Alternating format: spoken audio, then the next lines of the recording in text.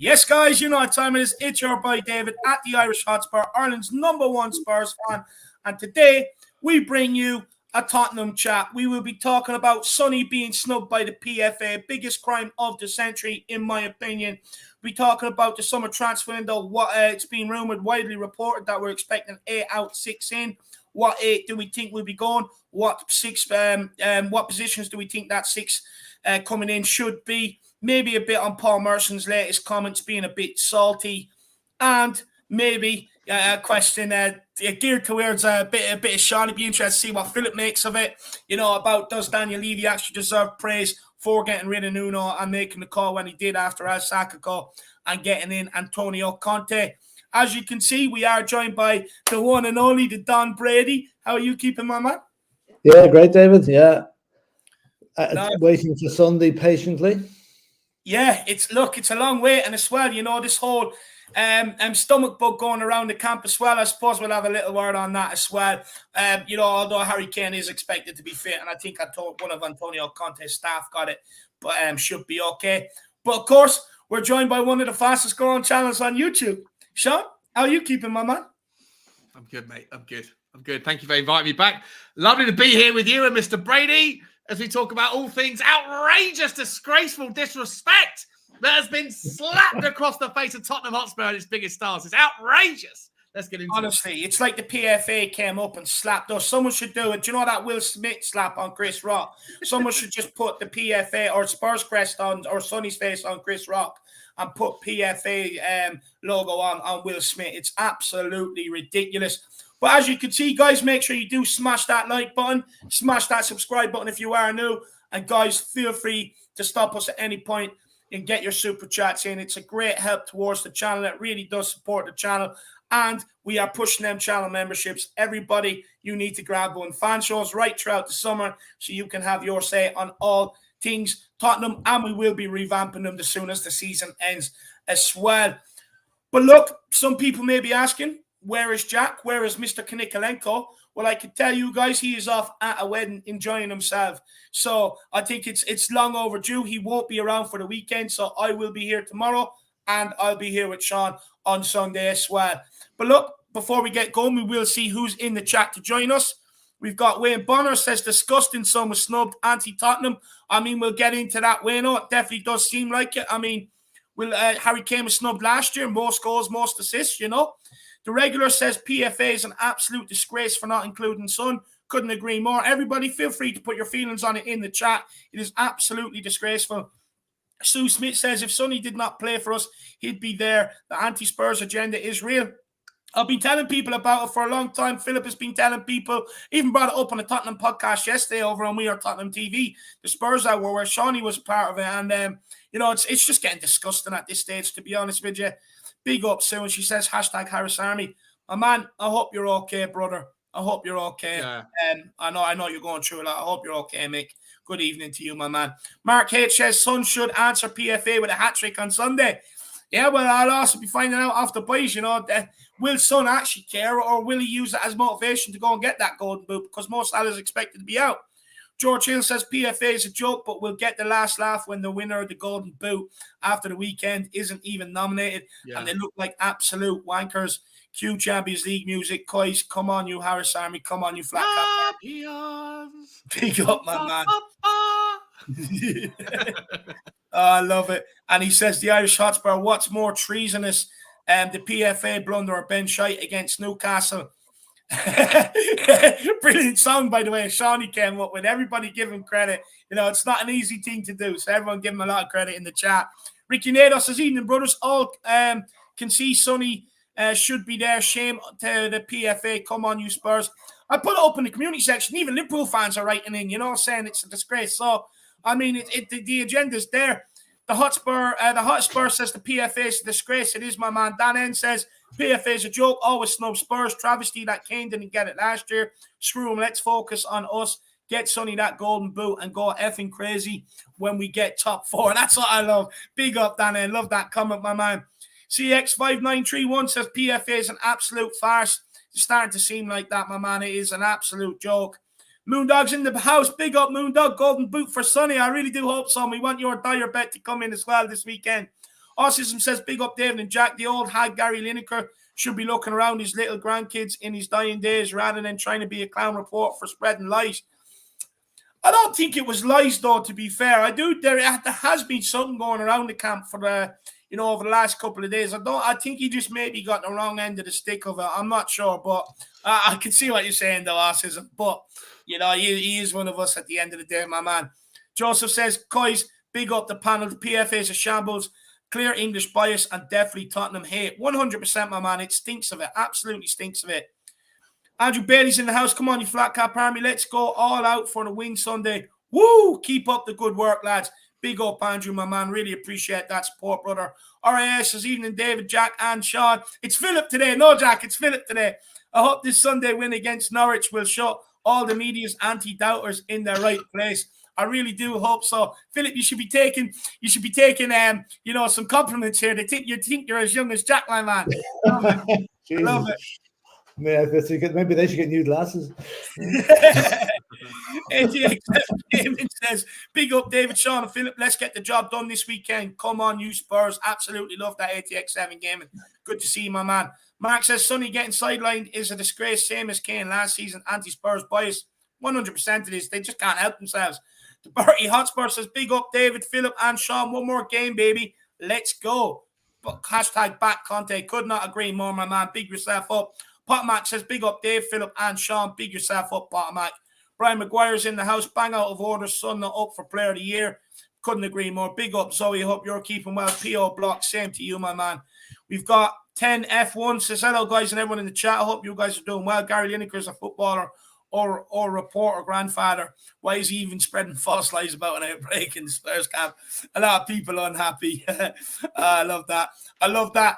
Nick Lazy 8 is in the house as well. Big up, Nick. I hope you're keeping well, my man. And he says, don't know which is worse, the Sun PFA situation, the virus, or me having to be at a wedding on Sunday. Yeah, well, look, I'd say enjoy the wedding, my man. And, you could probably have a few points and kind of celebrate after the season we've had, Nick. Every cloud has a silver lining, my man. Every cloud has a silver lining. And look, you're going to be missed this weekend, brother. You are going to be missed, but I want you to go and enjoy yourself. Go and enjoy yourself. Celebrate. Have a few beers, man. Tequila 316 says, big up, lads. Come on, you Spurs. Sonny should be there instead of Foden. Couldn't agree more, my man. Could not agree more. Mr. White, he says, hello, gents. PFA is a joke, but I guess, as I said to you once, if Son was named John Smith and everyone English, everyone would jizz their pants watching him play. Unfortunately, a bit of a racial background, in my opinion. Well, look, we'll see. I've seen a few people saying that. We'll see. So I have. Stephen Cartwright says we need to start being rootless. Damn all this sentimentality stuff. Other clubs. I agree, my man. We can't keep doing this sentimentality stuff at Tottenham. Look where it's got us. We have to be rootless. King Huddle says overlooking Son confirms the inherent bias in the game against us. Could not agree more. Could not agree more. Everyone's saying it. Stuart Conway says, I thought it would be between Sonny and Kevin De Bruyne. Yeah, I thought so too, my man. We'll take a few more and then we'll crack on. Michael Bennett says, oi, lads. Can't believe we almost at the final day of the season. Sonny for Golden Boot with a hat-trick and a 6-0 win. Come on, you Spurs. Well, I believe I've seen a stat already that Norwich haven't actually scored on the final game of the season. So that's a good omen for Tottenham. On the final game of the season in the Premier League, yeah, as far as I'm aware. So, big up, Michael. Looks good. RAI says, big up, Philip. We've got Island Life in the house. Crazy how Son literally behind Salah by 1 goal, but still wasn't nominated. It's an absolute joke, my man. Absolute joke. We've got J. Co in the house says, a lot riding on Sunday. Come on, you Spurs. Big up, David and Jack. There's a hell of a lot riding on him, my man. Big yourself up, brother. And we've got Andrew Sparshaw says, come on, you Spurs. My prediction is Norwich 0, Spurs 3. Absolutely love that, my man. Sounds like a bit like Andrew Spurs show. Yeah. Andrew Spurs. Change your name, my man. Change your name. And Adrian Chia, big up for the support, brother. He says if Son is English, the media will be drooling. Yeah, I agree. I think he'd be on the front of, or on the back of a lot more papers, catching the headlines every single week. And they'd probably try and do what they've done with Harry Kane, try and engineer a move, to be honest with you.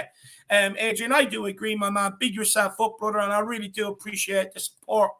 So, look, guys, I did upload the PFA nominations just so we can put it out there and confirm that we're not talking crap and that there is biased towards it. Here is the nomination. Sorry, Shawnee, I have to cut you off. As you can see, I don't know how this fraud made it in there. Conor Gallagher, good player, but doesn't deserve to be there. I'll tell people why. Mo Salah deserves to be there. Trent, you could say there's an argument for that. Kevin De Bruyne as well. Don't understand how Phil Foden made it. Declan Rice, fair enough. I can understand that. I mean, guys, just looking at the nominations here, I mean, how is Son not in there ahead of Conor Gallagher? I mean, Conor Gallagher, just a few stats on Conor Gallagher. He's created 0 big chances since November 28th and 0 goals in 13 games. How is he in there ahead of Son? And we'll start with you, Philip.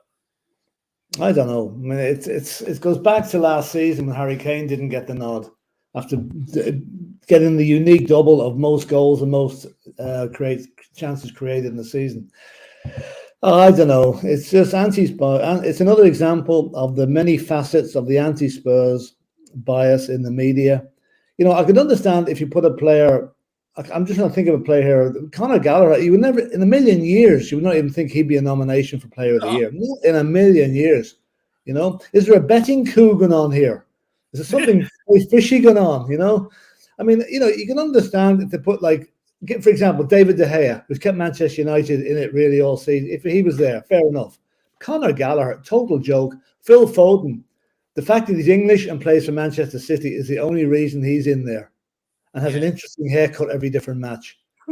Well, that's probably the reason. What's he done? Okay, he scored a few goals, but Sonny not being there, it's an absolute slap in the teeth. And I hope Sonny takes it out on Norwich on Sunday, takes his frustration out. I'd love to see Sonny pull up the jersey and have an FU PFA on his t-shirt. That'd be absolutely brilliant. I'd love it. But I agree with you. I mean, how Conor Gallagher is in there ahead of Son is an absolute disgrace. Excuse me. What's your feelings on the whole situation here about Sonny being stumped by the PFA? Yeah, mate. Excuse me. No, it's grand. Well, you're gathering. If there's an advert, why not to vape? I'm the before and the after. Guys, listen. I've been on my show. I've been watching shows all morning.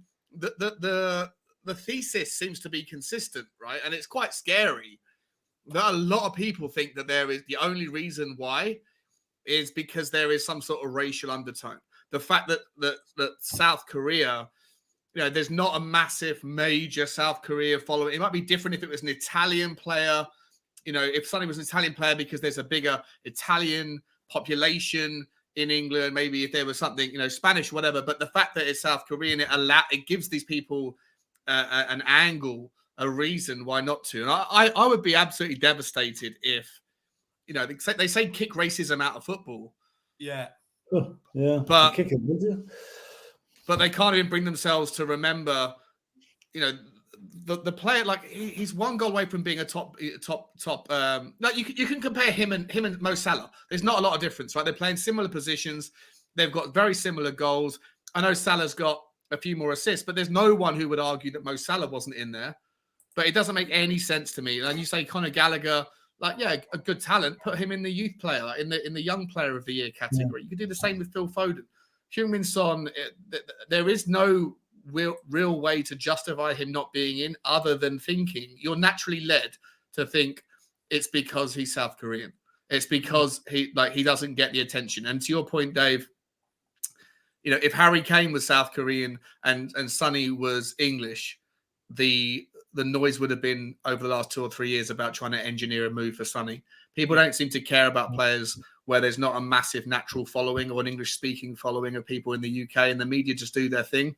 So I don't want to go out and say it is what it is, but it feels like it is what it is. It feels like the only reason that you could justify it is because of the guy's nationality, and that there's not enough people homegrown, there's not enough people in the country that are going to stand up and say, what the hell?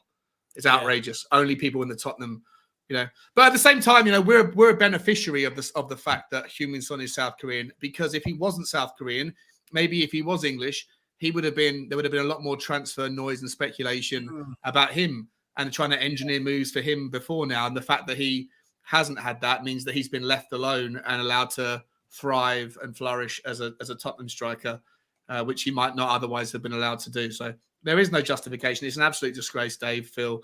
I don't know what else to say really on it, mate, to be honest. No, 100%. It'd be very interesting to see if they had Harry Kane nominated ahead of Sonny.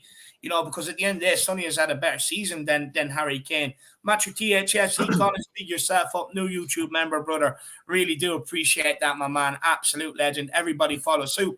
But I mean, you're talking about a player that's having his most productive season ever in a Spurs shirt, still chasing the golden boot, 21 goals, one behind Mo Salah. He's the club's leading top scorer. You know, it's an absolute joke. And you're talking about a player that's been consistent from game one up until game 37 so far. How can this guy not be included? If he hasn't been scoring goals, he's been assisting goals. You know, the fact that Conor Gallagher is in there and he had I'd put Romero ahead of Conor Gallagher, if I'm honest. Man, there's so many players you can have. Crystal Palace done? They're 10th. Like, he had a good start to the campaign. That was well done. You've taken your above average team to an average position in the club, in the league. Superb. Sorry, it's a joke. I'm angry. No, you're dead right. I think we're all angry, lad. What I want to know here is 4 out of the 6 players are English. Is there an English bias going on here towards the PFA pushing out these players? Yeah. Of course there is. Yeah. Well, and the only reason Salah and De Bruyne are in there is because imagine the outcry if they weren't in there, because they are the 2 best players in the Premiership all season. But that's the only reason they're there. You know, if they could find any fault not to have them there, they'd replace them with 2 more English players. Or if Manchester United had a better season, if Manchester United were 4th, 3rd, then they would find a reason to include Ronaldo in. They'd find a reason to include Fernandes or some, because they also know that, you know, there's a lion's share of the population support Manchester, or a disproportionately large amount of population support Manchester United. Tottenham fly under the radar. You know? The only thing I was thinking, possibly when they were doing their summaries of who was going to go in there, it could have been a toss-up between Ronaldo and Son, right? And they couldn't decide which one to put in. So we'll leave the 2 of them out and bring in Conor Gallagher. You know, let's face it, Ronaldo's had as good a season as Son has. Yeah. He kept United afloat single-handedly. So, like, Ronaldo, I'll say Ronaldo's a little bit peeved. He's not there as well, you know? Like, I don't like the guy, but I think he deserves something for his efforts this season. 100%. 100% he does. And then you look at Gerdigan. Even Gerdigan has had a like, you know, you could argue Gerdigan's been as influential for Manchester City this season as Phil Foden has. Yeah, like the pair of them don't make any sense. Like neither of those players make any sense other than the fact that they're English. Yeah, like Gallagher, he should be there for the nominated for the young player, the PFA Player of the Year, Fans Player of the Year, or whatever. But you know, I would love to know. I want someone in the PFA to come out and explain how they got to that conclusion that Gallagher deserves to be in there ahead of Son. I would love to know how they got to that conclusion. I think Spurs fans should actually put pressure on the PFA. In fact, I encourage everybody out there, tweet the PFA. Ask them to come out how they got to that conclusion. It's an absolute, honestly, it's crime of the century what they've committed there today. It was a big slap in the face. I mean, I got out of bed nice and happy, you know, and then I got hit with that, and I'm sitting there, I'm like, that's unbelievable. How is Conor Gallagher at Crystal Palace intent down there? In fact, Declan Rice has had a good season, but Sonny's been better than Declan Rice all season long. You know, he's been better than Foden all season long. How is he not in? It's a joke. Adrian Chia says, yeah, F you, the PFA. Even Nick Pope should be in there. Yeah. Big up, my man. I agree. Oh, no, it's sickening. It really is. I mean, we're not going to get an answer to it. They're going to say, no, sorry, our selection process is a closely guarded secret, and you can bugger off, basically. You know, they're not going to tell us. They should be made come out with it, especially. They should be, but they won't. Calls like that, they should be made come out. But guys, do you think that Son actually cares about this? Do you think he'd be hurt by this, or do you think it'll actually give him added motivation just to go out there and prove prove the PFA wrong, you know, against Norwich? I don't think Sonny's the type of guy that'll let this annoy him, but I do think he's the type of guy with the other players in the team probably winding him up. I'll probably say, Jesus, well, how come you're not there, Sonny? You know, and he'll subconsciously go out on Sunday and try and prove everybody wrong. Like, it'd be the most ironic thing of the lot if Sonny goes out and scores 2 goals on Sunday and wins the Golden Boot, and he's not even on the list. That's where the FA, they must have known that's a possibility. You know, why not even wait until Monday to announce the candidates till the season's completely over? Because you could be leaving your Golden Boot winner off the list, which is going to make them look very, very silly. Yeah. And Neil Schaff makes a good point as well. More scores without having to take a penalty kick as well. I mean, I think most Salah's got penalties. Salah has penalties included in his. Yeah, I think he has 5, Philip. You know, it's an absolute joke. But Sean, to Philip's point there, if Son does come out with the Golden Boot, does that actually make a mockery of the PFA?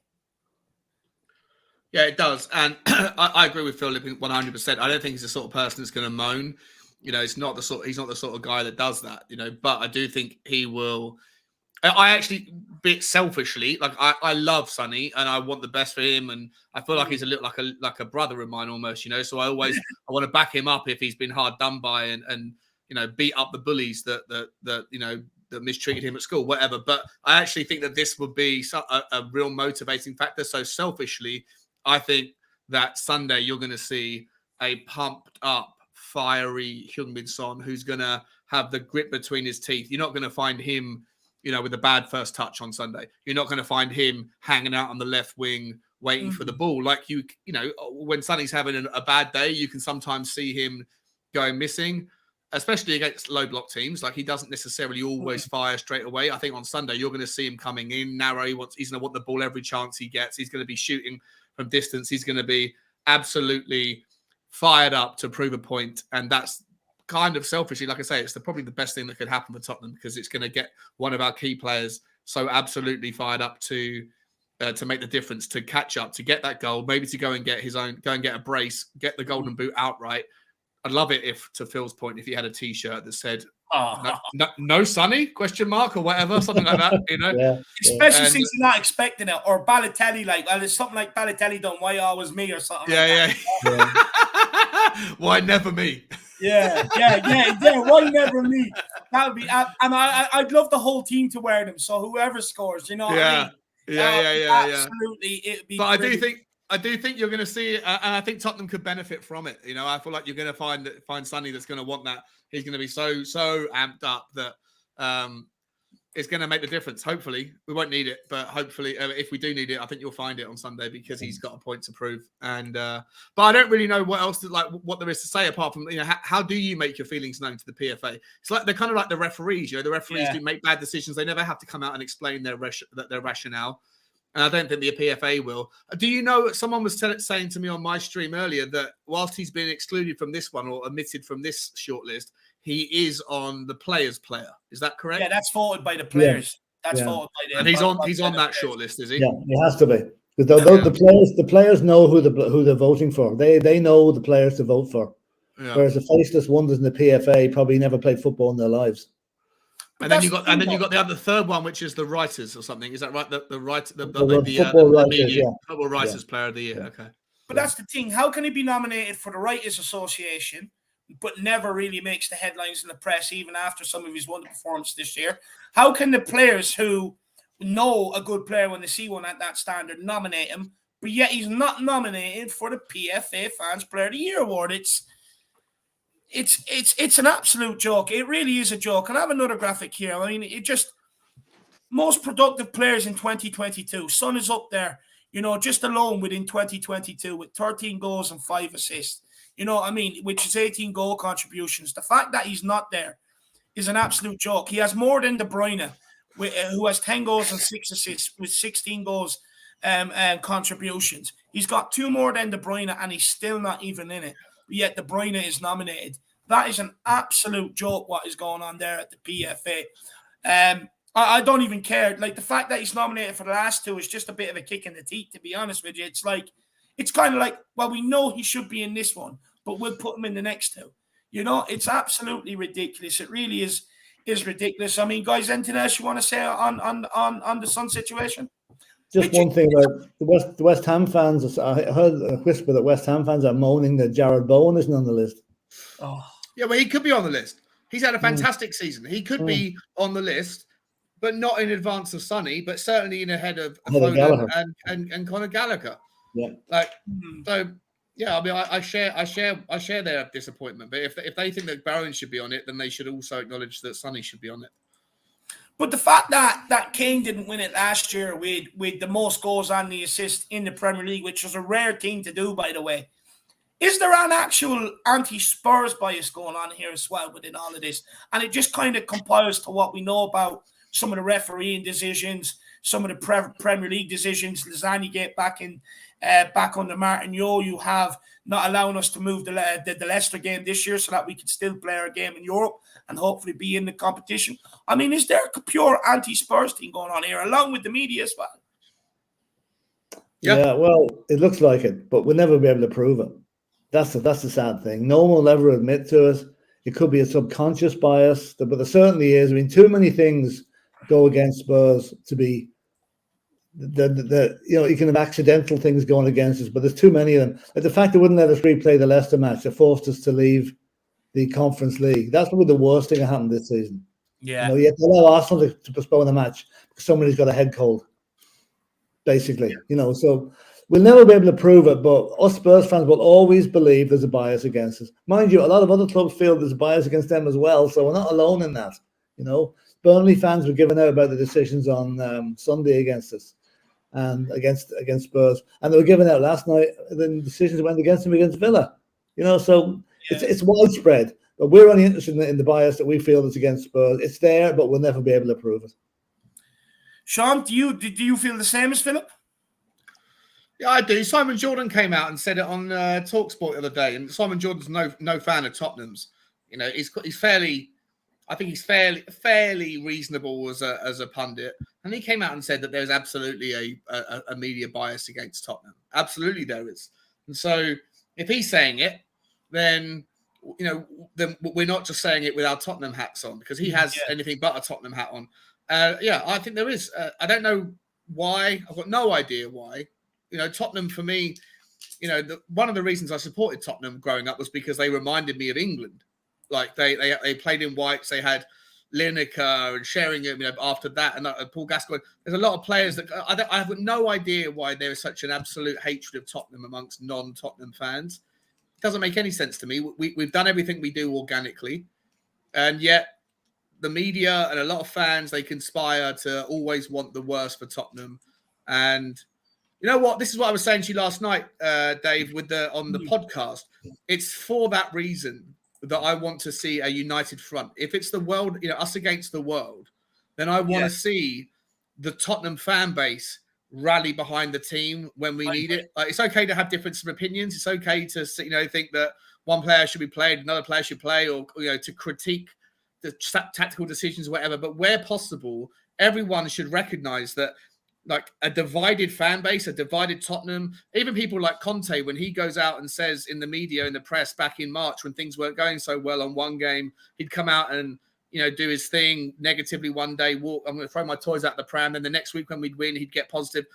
This is the reason why I feel like if it is us against the world, then we need Conte to always be behind the team. We need the fan base to, where possible, get around the team, disagree on opinions, but not be toxic, and recognize that, yes, there is an agenda, there is a bias, and so we need to be stronger than ever as a unified unit to give the boys the backing that they need so that they can put their best foot forward and put the middle finger up to everybody else, and we can go on to wonderful things next season. Hopefully go deep in the Champions League, hopefully go well in the Premier League, finish third or even second, hopefully go and get ourselves to a final or two in the domestic cups. And all of that stuff starts with a unified society, because the rest of the world don't want Tottenham to succeed.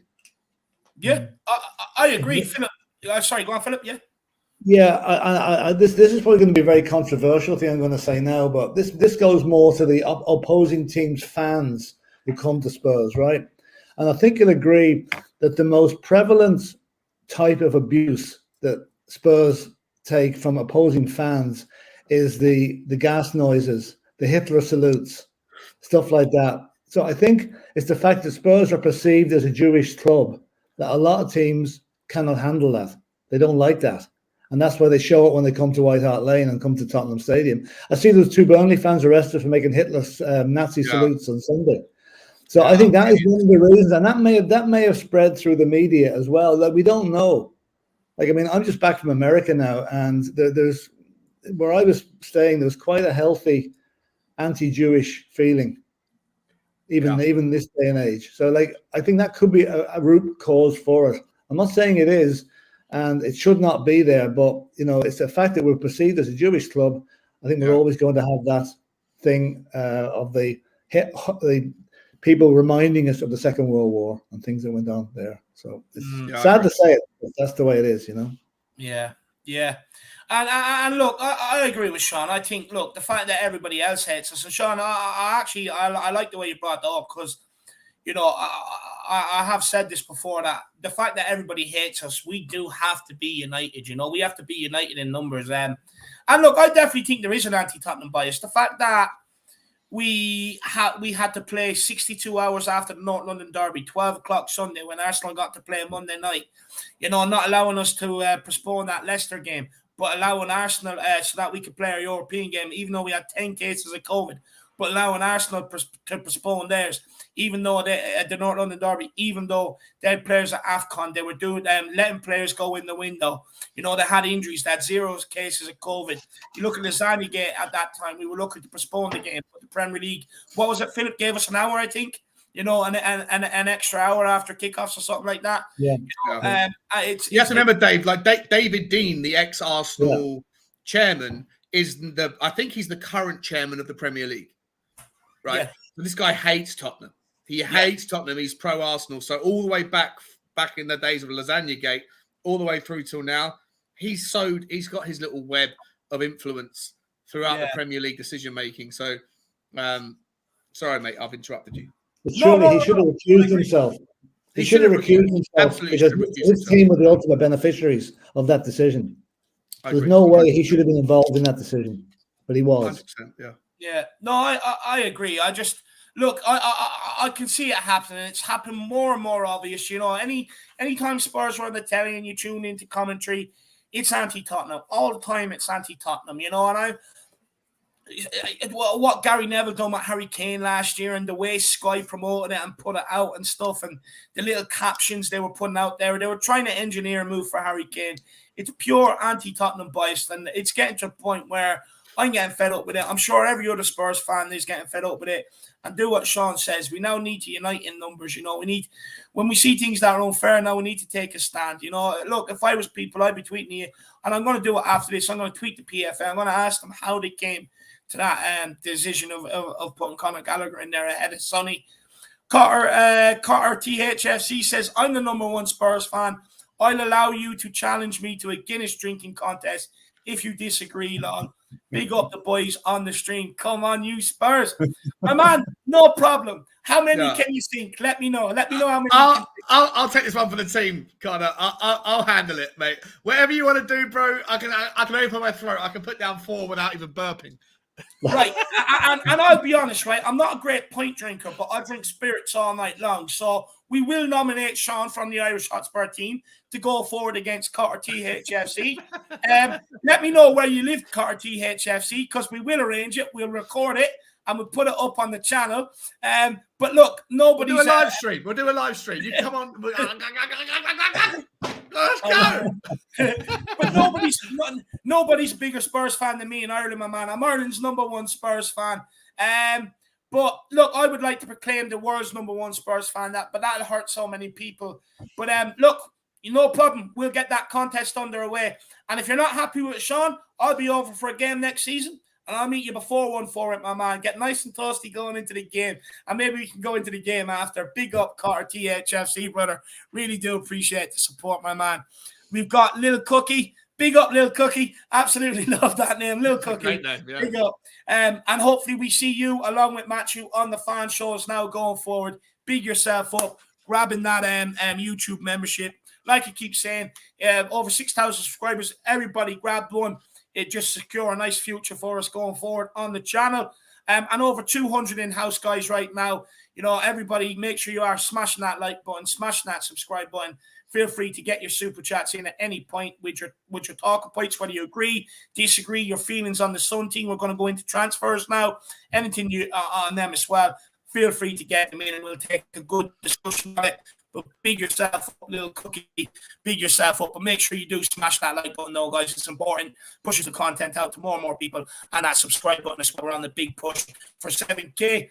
But look, guys, anyone want to say how many of their last say on the whole Sun and PFA snub and Sun before we move on? No, I'm good. I think we said what we've got to say. Well, everyone's got it off the chest. Great, fantastic. But honestly, guys, don't forget that. Tweet, email, do whatever you have to do to the PFA. Let's put pressure on them and ask them how they come about that decision. Probably will get the answer back, like Philip was saying, that, it's a secret process. We can't tell you this, that, and the other. But it is definitely worth a shot. Now, guys, next thing I do want to talk about is our recruitment. Look, it's been... For me, I think it's our number one issue. I think it's been an underlying problem for the last few years. I think it's a massive part of why we've been down where we've been, the debts of despair the last couple of years. But this summer, it's been widely reported that we are looking to offload 8 players and bring 6 in. So let's start with the players maybe that will be going out the door, and then we'll go on to the positions that we should be looking to sign in. I mean, we'll start with you, Philip. Philip, what players do you think are a certainty to be out of here this summer? Harry Winks, number one. Yeah, number one. Even though I would personally keep him, I think Joe Roden is going because he's just not getting any game time. Phil, before you go any further, mate, do you want to just throw out when you give the names? Can we get a little bit more creative and also suggest an amount of money that you think we could possibly get for the players that we want gone? Harry Winks. Is that okay with you guys to do that? Yeah, of course it is, John. Yeah. Harry Winks, the bus fare to wherever he's transferred to. I'll put that down. That's £2.50. Okay. Joe Roden, I suppose we probably get maybe 5 million for him. I don't know what we paid for him, but so. Do you not think we could get a bit more for him? Maybe 8-10 million? Maybe. It's hard to know. I mean, I remember years ago when Spurs were selling players off, I always felt we sold them off too cheaply, when players were leaving. So I don't think we'll probably get, say 8 million for him. All right, we'll put down 8 million. We'll go in the middle, 8 million. Yeah, 8 million. Okay, who's next? And everybody, sorry, Philip, just quickly, everybody get in the chat what price you would take. Start with Harry Winks. We've done Joe Roden. Who are we going on to now, Philip? Are we actually putting down £2.50 for Harry Winks? Oh, seriously, honestly, I would. I think you could get 10 million for him. 10 million and £2.50. Newcastle will get 10 million. Newcastle will pay 10 million because they're going to be paying over the odds for everybody this summer. I think Newcastle have got much higher. They're looking at the way that their second half of their season came out. I think they're going to be going. We could easily challenge for top 6 next year. I think they're far better than Harry Winks, if I'm honest. I think they're going to be pressing Arsenal for top 6 next year. To be honest with you. Yeah, 100%. Ndombele has to go. Now, how much? We paid 50-60 million for him. We're going to take a bath on him. He's not having the best seasons either. 20 million? I think 20 million is the most we'll get for him. Yeah. Lo Celso. Now, I think we can do okay on him because I think there's a couple of clubs in Spain want to buy him. So I'd say we could get 40 million for Lo Celso. Yeah. Okay. Yeah. Let's see, who else have we got? Sanchez. Yeah, I think. Do you think he's gone this summer? I'd agree. I think he could be. I'd rather keep Rodon. I think you could see Rodon hanging around or putting Rodon out on loan to see if you could get his value up. Yeah, possibly. Sell Rodon right now, you'd get fuck all from. The thing is with Rodon, he was pushing for a move in January, if he wasn't going to play. But we kept him because just in case we needed that cover. I do think he's a cert to be out of here. I think it'd be more so him pushing for the move because he's 24 now, Sean. He can't really afford his career to stagnate much longer, I just would imagine that I agree that he won't be playing in a Tottenham shirt next season, but I could foresee the hierarchy saying let's loan him out to a Fulham, whatever, right, and then see if him performing well in a decent league gets his value up to 15-20 million, and then selling him on rather than just taking a scalp on him right now because he hasn't. We paid, I think it was 12 million for him. And then he hasn't he hasn't done anything. So if you wanted to sell him now, you wouldn't get. I agree with Phil. You wouldn't get much more than like 7-8 million for him. But maybe if you were to loan him out, you could actually make a bit more buck on it later on. That's a good point, Sean. Yeah, it's a good point. Because the fact is, I'd say he's only halfway through his contract. Yeah, I think he's still got three or 4 years left on it. Yeah, so I keep him. Regulon, again, I'm whether or which I'm undecided about him, but he probably will go. I don't think Conte fancies him. Yeah, what do you think is the problem with Conte and Regulon? Do you think because look, we've seen what happened to Berg right now, and Ali Gold did come out and report that maybe it is a bit of an attitude problem in around the training ground and stuff like that. Do you think it could be the same with Regulon? What do you think his problem is? I don't know. I mean, it's one of these kind of mysteries of the things that go on in football clubs we never get to hear about. Not even the journalists get to hear about. It could be a personality thing. It could be the fact he doesn't have an end product like Conte wants him to have. And but the only thing about him is if he goes, we're kind of short in that position. Yeah. So Kostic coming in from Frankfurt. If Kostic come in, I'd give Regulon away. I'd send him on the same bus with Harry Winks. He was unbelievable. The quality of his final ball. Kostic is outrageous. Kostic is brilliant. Yeah. And he was linked with us today. There was 2 or 3 like fairly decent tier 2, tier 1, whatever outfits saying. One of them said do a straight swap with Regulon to Frankfurt. But from what I've heard and what I've read, he looks like he wants to go back to Spain because his girlfriend lives over there and his family's over there. I think you could probably get 35 million quid for Regulon. Hopefully. I think so. And I don't particularly like Regulon. Like I think the first half of his first season, up until the Liverpool game when we lost the game 1-0 when we were first under Jose. After that game, he's just fallen apart and gone on a massive downward slope ever since. Yeah. I like that he's got a lot of talent. Don't get me wrong; he's very fast, but his final ball crossing is awful. He can't shoot for toffee, and defensively, he's nowhere near as solid as Sessegnon. For me, if you could get 35 million quid and then go and pay 45 million for Kostic, 10 million net fee for that boy all day long. Thank you very much. Yeah, absolutely. Yeah, I think we're going to surprise a few people in the transfer market this season. I honestly think Levy has to realize this is last chance saloon. If he loses Conte, he loses whatever credibility he has left. So I think we're going to do okay this season. Not only that, but the club will go backwards, Philip. It'll go completely backwards. Look, I think most people now are of the opinion there's one man to take this club forward, and it's got to be Antonio Conte. I think if you get rid of him, God knows how far back we can fall. Then you're ripping up the plans again. You're creating new plans already going into a transfer window, etc., etc. It's a big risk to do that. We'll just take these 2 super chats. Leo Kai's 1882. Big up, my man, says the Irish Hotspur. Let us see that fresh haircut, my homie. Big up, everyone. Much love from Denver, Colorado, and Colorado Spurs. Big up, my man. Much love to all the American guys over there, especially the Denver, Colorado Spurs crew. Big yourselves up. A lot of Spurs fans over there, a hell of a lot. But big up, Leo. And my man, I've gone for the Matt Doherty, as you can see. Nice and fresh, lad. That looks a little bit more like the Phil Foden. No. I've gone for the Matt Doherty, lad. If it's the Phil Foden, I have to change my barbers. I walked in with a picture of Matt Doherty. I was like, give me that. That's what I want. Is that what you said? It's my usual haircut, but Matt Doherty copied it. So, nice. Big up, Leo. Really appreciate the support. Let me know what you rate my haircut out of 10, by the way, Leo. Since you asked to see it, let me know what you rate it. Plus, the beard was getting a bit big, as you can see. Look at the lines on that. Trimmed to perfection, brother. Big yourself up. Last game of the season, just getting ready like Big H. Adrian Chia says you must put £1 in a pot if Winks is mentioned. Yeah, we should do that. Anyone that mentions Winks, you should put £1 into a pot and see how much we build up come the end of the season. It's not a super chat, it's a super Winks. It's a different pot. Yeah. So match days, you'd probably build up £100 alone. There'd be enough in the pot to buy Kylian Mbappe if that was the case. Big up, Adrian Chia, brother. Really do appreciate the support. But look, boys, I think I have a better way of going about it, about the players out. So I brought up the Spurs squad here, and we'll start with the players that are currently out on loan, and we'll work our way through it. I think it'll be easier.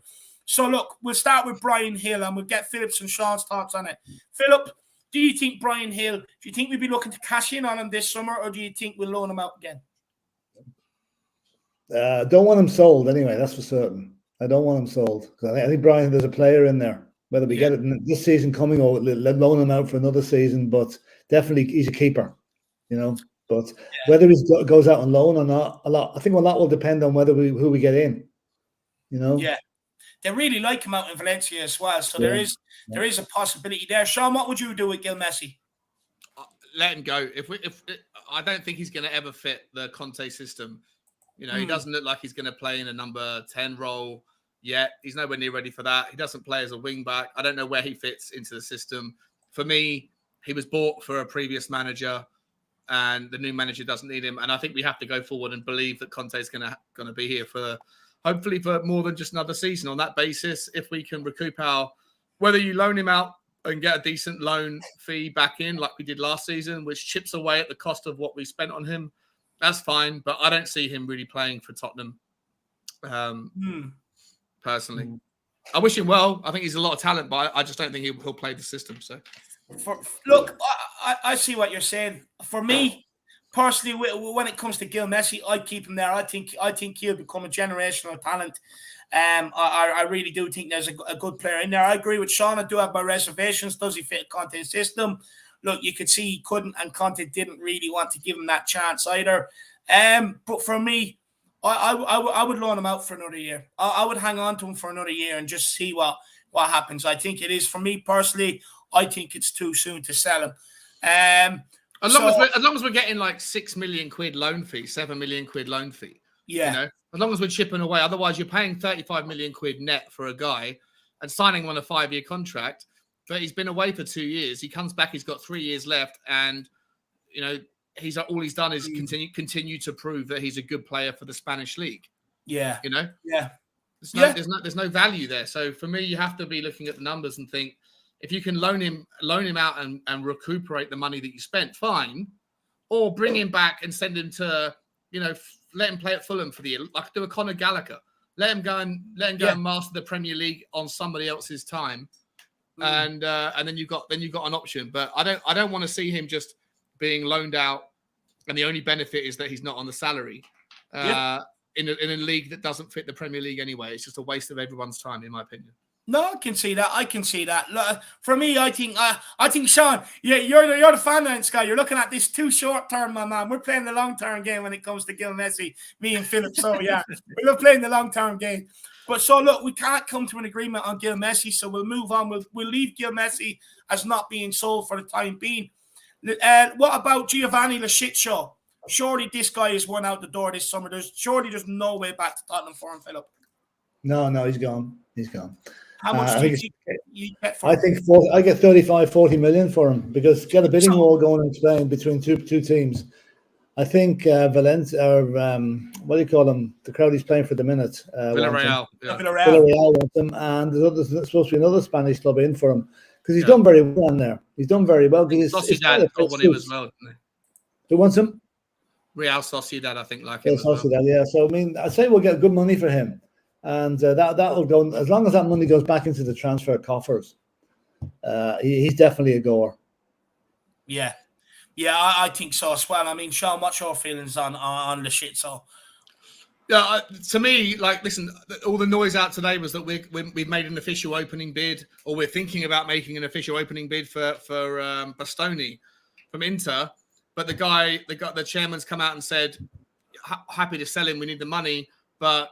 If Tottenham, I think, I'm not sure if I saw a quote or just someone inferring this, but he said if Tottenham want Tottenham want Bastoni, they have to pay more than they've already paid for Romero, right? So that's 60 million euros plus, which is fine. Don't get me wrong. Bastoni, I'm happy to pay it, because Bastoni is like generational. He's world class. He's going to be the replacement for Chiellini. But for me, I think it might be an easier deal just to say to Villarreal, keep Lo Celso, we'll value him at 35 million. Here's another 10, and then we get Pau Torres.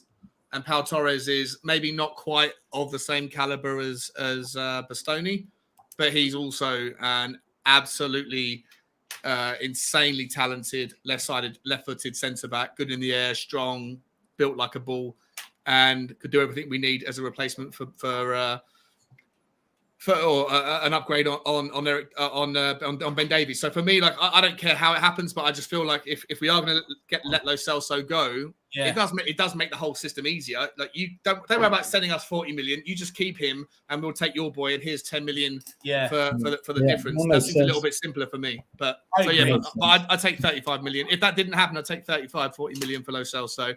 See you later, mate. Sayonara. You didn't care about playing for Tottenham. Good luck. Enjoy the heat. Whatever. See you later. I agree with you. Look, I would love to take Pau Torres at Tottenham as a part of a deal. Do you know what, though, lads? I struggle to see us getting 35 million for him. I think we'll have to take a loss on that. I think you're probably pushing it in around 20 million, in my opinion. But look, hopefully I'm way off the mark. But if I was a manager, for me, you're looking at it now. For me, I think you're taking a bit of a gamble signing this guy because you just don't know what you're going to get. So I'd be interested to see what clubs do splash the cash, but there is strong interest from Villarreal, so we'll be interested to see if Tottenham can get a Pau Torres deal in the process for that. Mr. Cotter, we will take your super chat. What I'm going to do is, I'm going to star it and I'm going to save it for when we do go on to that discussion, because I know Shawnee thinks along the same lines as you, and I'm sure Sean will want to go off on it. So we'll save that until... We'll have a Guinness over it, Mr. Cotter. Big up, my man. Really appreciate the support, Mr. Cotter. And Wade Bonner says, I'd keep Gil, Lo Celso, and Endon Bye can do one. I'd keep Gil, but Lo Celso and Endon Bye can do one. I want quality, not potential. How are you doing, fellas? I'm still laughing at Arsenal. Look, first of all, I agree with you. It's all about quality over quantity and potential, in my opinion. I mean, you look at our January transfer window. I call that 9 out of 10 win. People laughed at me. They were like, this guy's absolutely crazy. He loves Daniel Levy, this, that, and the other. Not true. Even I wasn't going as big as a 9 out of 10. I was like, Dave, you're going a little bit. Yeah, a little bit over the top there, bro. What I done though, Sean, is right. I took myself out of all the reaction with the whole Daniel Levy, this, that, and the other, and I sat there and I weighed everything up. I weighed the positives of bringing in these guys. I weighed the positives against the negatives, and for me, the positives far outweighed the negatives. And when I came to my conclusion, it's just like, again, we've brought in quality over quantity, which has been a massive problem. And I said it. I said, look, I think these two players would be enough to be able to bring us to top four or make a bloody good stab at it. They transformed the way we play. Philip, you know how long I was talking about getting in a deep lying playmaker, someone that could just pick up the ball and move it into four positions rather than Harry Winks. And hopefully we can continue with that way now. Look, I would still keep Gil. I agree with you. Look, end on Lardas end on French fries. I mean, he's got to be gone. The shit show, for me, he's got to be gone. But we're all great. Look, I'm still laughing at Arsenal. I mean, look, Paul Merson, we'll give Philip a chance to have a conversation on Paul Merson's comments as well, because I know he hates how much this guy keeps opening his mouth. But look, what I will say, Wayno, is the way they're crying, we have them exactly where we want them, my man. Exactly where we want them. Guys, Wayne's asking how you are. How are you? Oh, great. Yeah, I agree with him. Keep Gil, Lo Celso, the other two can go. Yeah, still laughing it off. Well, I mean, is that what Arsenal are there for? Yeah. I watched some of the antics on Arsenal fan TV, and my God, it's unbelievable what I nearly felt sorry for them. They were that bad, I saved so many videos. I have about 3 days worth of watching still left to do from Arsenal fans crying. It's absolutely brilliant. Big up, Wayno. Really appreciate the support, brother. Really do appreciate it. So look, guys, we'll keep cracking on. So we've done. So we're going to move on to Tanguy end on French fries. For me, got to be a gunner. I think he's played 10 games for Lyon since he's moved in Liga. 2 assists, no goals. Look, for me, I think, no matter the cost, I'd be surprised if we recoup anything. For me, I'd actually do what we done with Serge Aurier, and I'd rip up his contract, and even without a club. I don't know. I will start with you on this one, Sean. I mean, Sean, would you go as harsh as me, or do you think we can recoup some money? No, because if you rip up his contract, you pay the contract out, right? That Serge Aurier still got his contract fulfilled. It was just we don't want you around anymore. So if we owe you $6 million for the next 2 years, just have it. See you later. You're toxic. If we do that with Ndombele, I think you still got 3 years at 9 million a year, 10 million a year, right? That's 30 million quid. And there's a player there. I don't know. I don't know what the right solution is. Sean, he's got the fitness levels of a fucking mule. No, I get it. I absolutely get it. Look, I don't think you could tear it up. I think if someone was to pay someone could get him for 10 million quid. What Marlon says here, do you think his wages is a huge factor, a huge problem for any potential deal this summer? Yeah, but I don't think he'll get the same wages. The only like depends what Ndombele wants, right? Ndombele could sit there and say, you know what, I'm more than happy to come back and train by myself every day because that's what Conte has in store for him. Send him to the under 15s pitch and make him run laps all day long, all day, every day, right? And they go, that's what you've got in store. So if you want to wind down your contract for 3 years, like, okay, you're getting paid 200 grand a week or 150, whatever it is. Do you want to really jog around a pitch every day for 3 years? Because that's what you have in store. Big up, Jim. Right? That's what you have in store if you hang around. And rightly so. And rightly so. But I think if that's how you've got to play 3D chess with Ndombele and say, look, mate, like you're not going to get the same salary that you're getting with us when you go somewhere else, but you don't deserve the salary you're on. So yes, you can like hang around. We're not going to take the contract. We'll just have you running chirps in laps on the on the under 13s pitch, and that's fine. And you can pick up your contract, but there's no point in tearing up the contract. You might as well make him work for his money, or say you're going to hate that so much because no one's going to talk to you. So you might as well go and speak to somebody who's playing, for a relegation team in Portugal, a relegation team in wherever, and they'll pay us 7-8 million quid if that's what it genuinely takes. And it's an absolute disgrace that that's what we're talking about. But I think there's 10 million. I think you could sell him for 10 million quid, and then he'll have to go and accept 80 grand a week, 60 grand a week wages because that's all he's obviously proven that he's worth. 50 grand a week wages, but I don't think I think he's too lazy as a person to want to jog around the pitch all day, every day for the next 3 years. So I think you can call his bluff, and I think he'll take a pay cut to move on. And then we can recover some of that money, but not a lot of it, obviously. Philip, I think Ndombele has got to go down in history as the worst major signing Spurs have ever made. Yeah. Not just Spurs. Harry Maguire was 80 million, but at least he's played most of the season. Like people say he's a terrible player, but at least he's played. Tottenham haven't got anything out of that value. Well, I don't think Ndombele is going to be even given a squad number next season. Yeah, right. I think what Conte is going to do to him is going to do a bit of constructive dismissal, piss him off so much, get him trained with the under 10s, embarrass him, and hope he agrees to a cessation of his contract at a cut down price. Yeah, and get him out of the club and let him go and work his magic somewhere else, because he's only going to be a stain on the club as long as he's there. Yeah, like if he gets any talking to the other players in the team at all, he's going to be moaning and groaning about his situation. So get him out. He's dead wood. Just cut him off and let him drift away somewhere else. I agree. Look, when it comes to Ronald Ndombele, I think for both parties, not only the club but for his own mental health and stuff like that, because if he thinks he can come down and wind it down, he's only going to suffer mentally and everything else. His career is going to suffer. So I think it should be made known to him, look, you're not getting your number 11 shirt when you come back because you'll probably try and eat it because it looks like French fries. You're not going to be training with the senior team. You're going to be isolated from the senior team. Like Sean said, you're going to be training with the under 15s. And just for extra exercises, when the first team training is finished, you'll be my new call man as well. I would just say, make it clear at all possible to Ronald Ndombele, you are not wanted around Tottenham. It's that simple. Find yourself a new club. But do you know what I compare his situation to? Gareth Bale's at Real Madrid. Yeah. Pretty much But the see, the same. thing is, Gareth Bale can afford to do it because he's won things. You know what I mean? Yeah, Ronald yeah. McDominay he's a disgrace. He's an absolute disgrace, is what he is.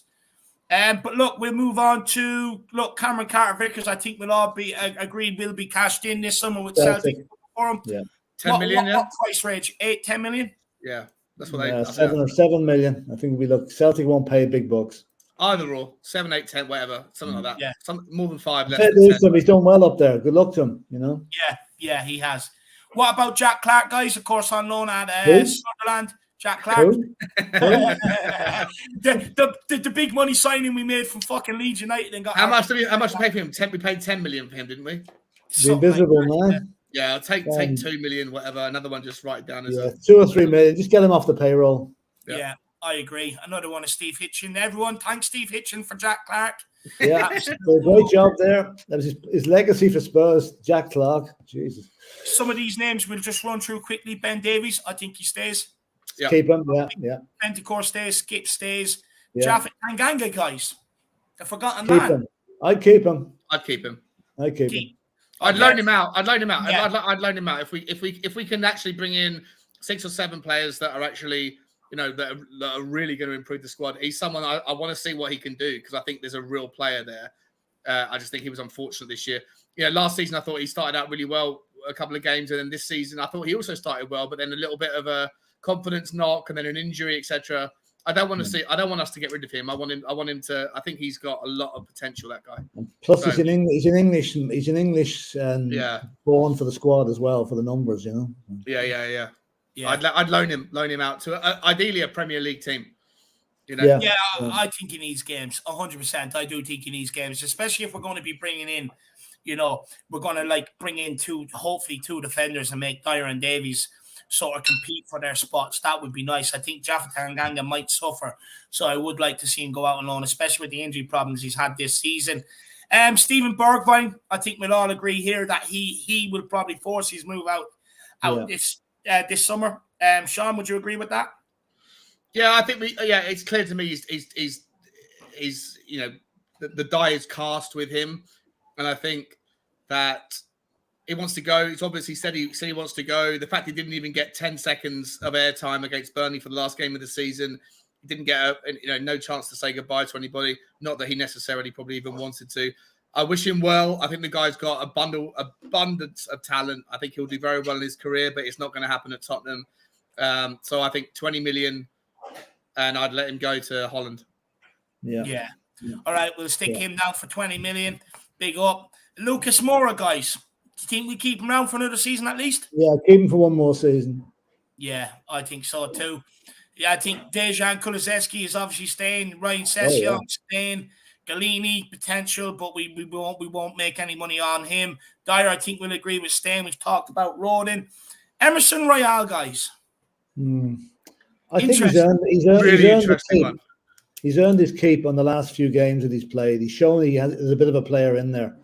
And I think it would be unfair to him to let him go at this stage when he's just starting to show what he can do. He's not great. He probably never will be, but he's been solid the last while, and that's given him confidence. And we got player of the match there against which game was it? Liverpool? No. Yeah, Liverpool. Yeah. I'd keep him with a question mark. Yeah. Look. Go on. No, sorry. Go on, Shani. I for the longest time, ever since he first on the show, I was like, this guy. I don't know why everybody likes this guy. I never understood why Jack was like he's good defensively. I was like, maybe the stats say he is, but the eye test is like he gets beaten time and time again down the outside. I was comparing him to Aurier, saying at least Aurier gives away free kicks. Like this guy just gets full on beaten. But then you know what? Over the last 5 games, he's improved consistently to the point where, I'm now of the opinion that I think there's more than a player there. He's had enough time now. He's starting to have enough time to learn the position with a summer in front of him where he can learn the position more and more and more.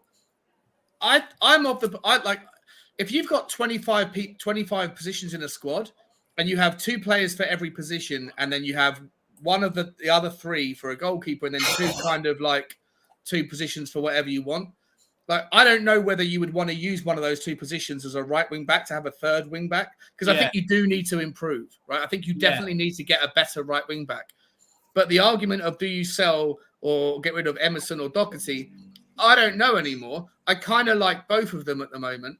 Yeah. And for me, I'm like, if there's a way that you could bring in a third right wing back who either could be in the under 23 squad by a technicality but played in the first team squad, or you just go out there and use him as one of those, that third player as one of the two remaining spots where you can have additional players. I feel like there's a player in Emerson. I feel like I like Doherty, and I feel like Emerson's really growing on me. So I'd be disappointed. I'd be a little bit like, it'd be sad if to see either Doherty or Emerson go. If I'm honest, I feel like they've both of them have grown on me this season. I think we'll all agree here that Doherty's probably earned another season. Look, for me with Emerson, I would actually keep him around. I'd give him one more season, but look, it's up to him over the summer. Do you want to go away, work hard, come back and prove you're the man, or do you not?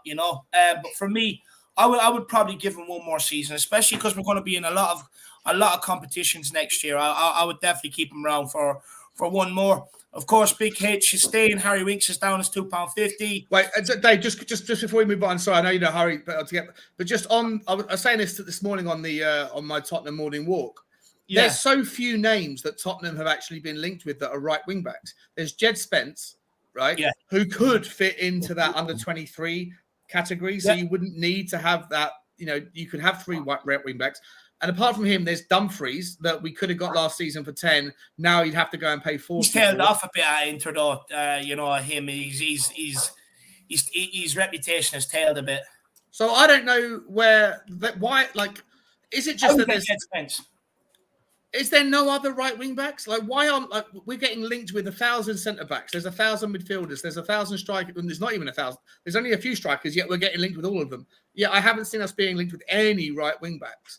Is that because the Conte's changed his mind, or is it because there's just not that many right wing backs that are available? I think that guy Wilfred Singo. I think Wilfred Singo we were linked with. He's a right wing back. Plays in is it Torino in Italy, I believe? Yeah. But I agree with you, Sean. I mean, a lot of the rumors about a right wing back has died down, and be interested to see what happens this summer. Look, for me, I think the ideal scenario will be keep Emerson and Doherty, but bring in Jed Spence. You know what I mean? And let him challenge one of them, because I believe, and Philip, I'll let you in on Jed Spence now as well.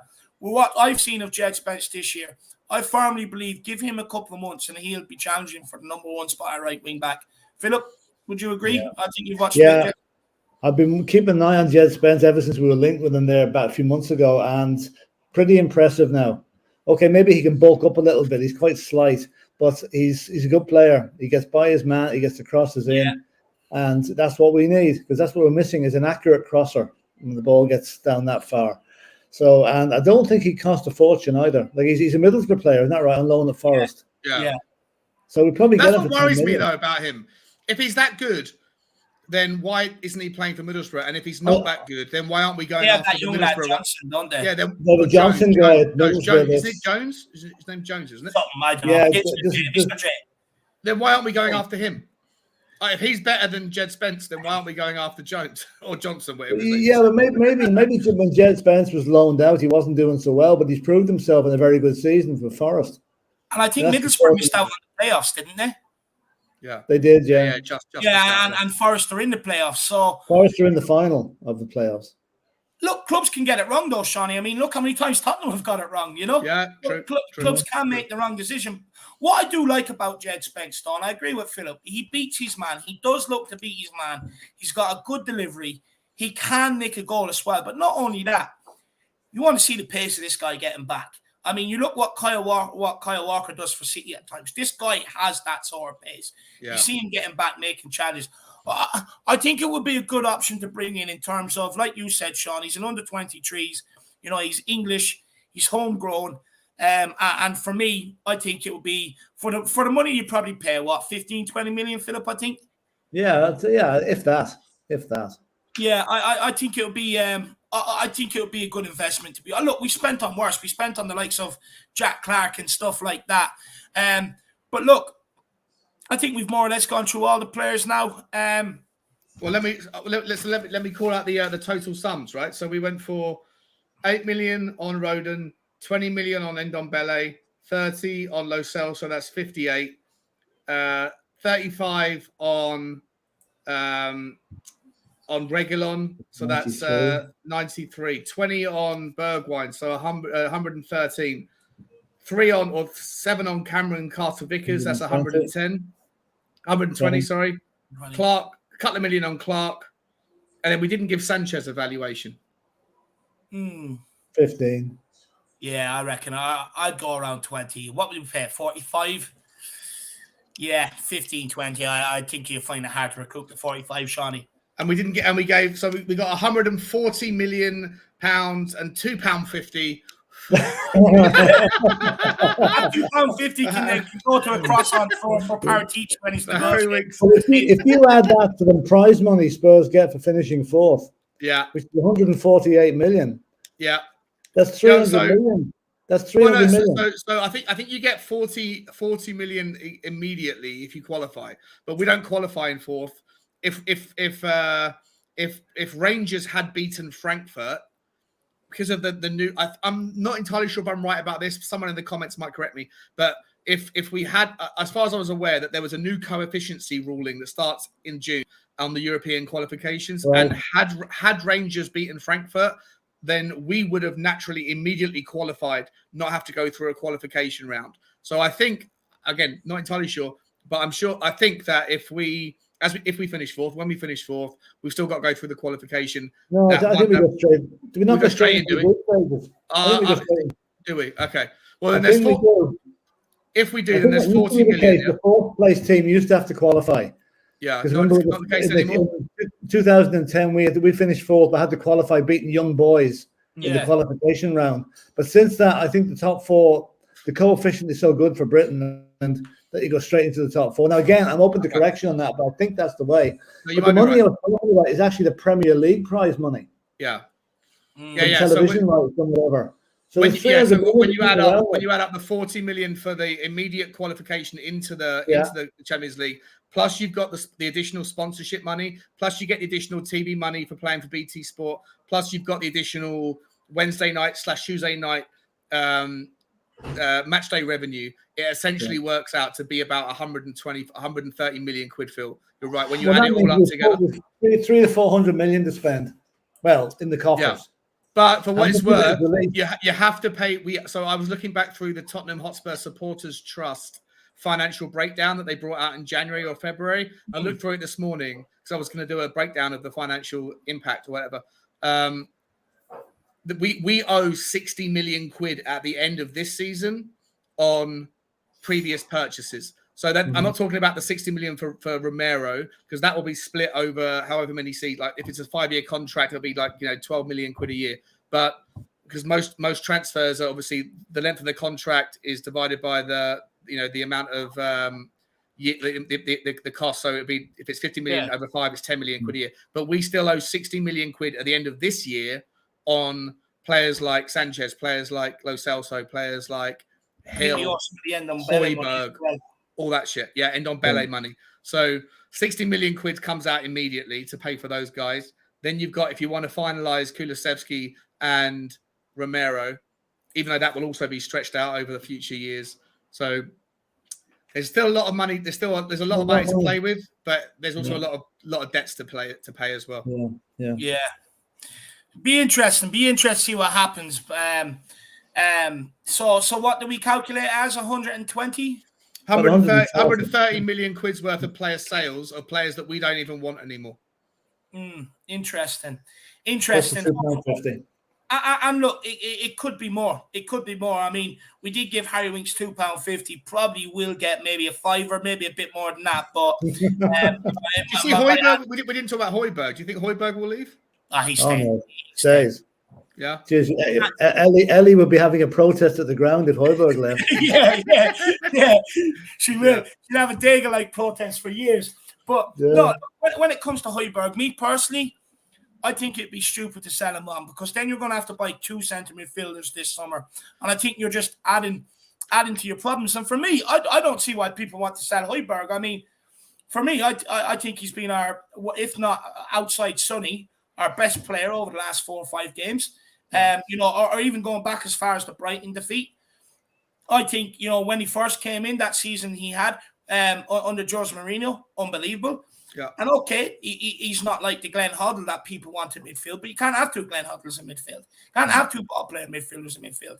Conte's system needs a player that can work hard. And for me, I think Højbjerg deserves to stay. I think anybody that was, trying to put a comparison, always Winks better than Højbjerg, I just won't listen to their football opinion ever again, if I'm being honest. I think it's nonsensical. I think it's stupid. What about if you've got let's assume we're getting rid of Winksy, then you've got Skip, Højbjerg, Bentancur, and there's Pape Matar Sarr, right? Now I don't know what Pape Matar Sarr's like. I've got no idea. He could be a worldie, or he could be see you later.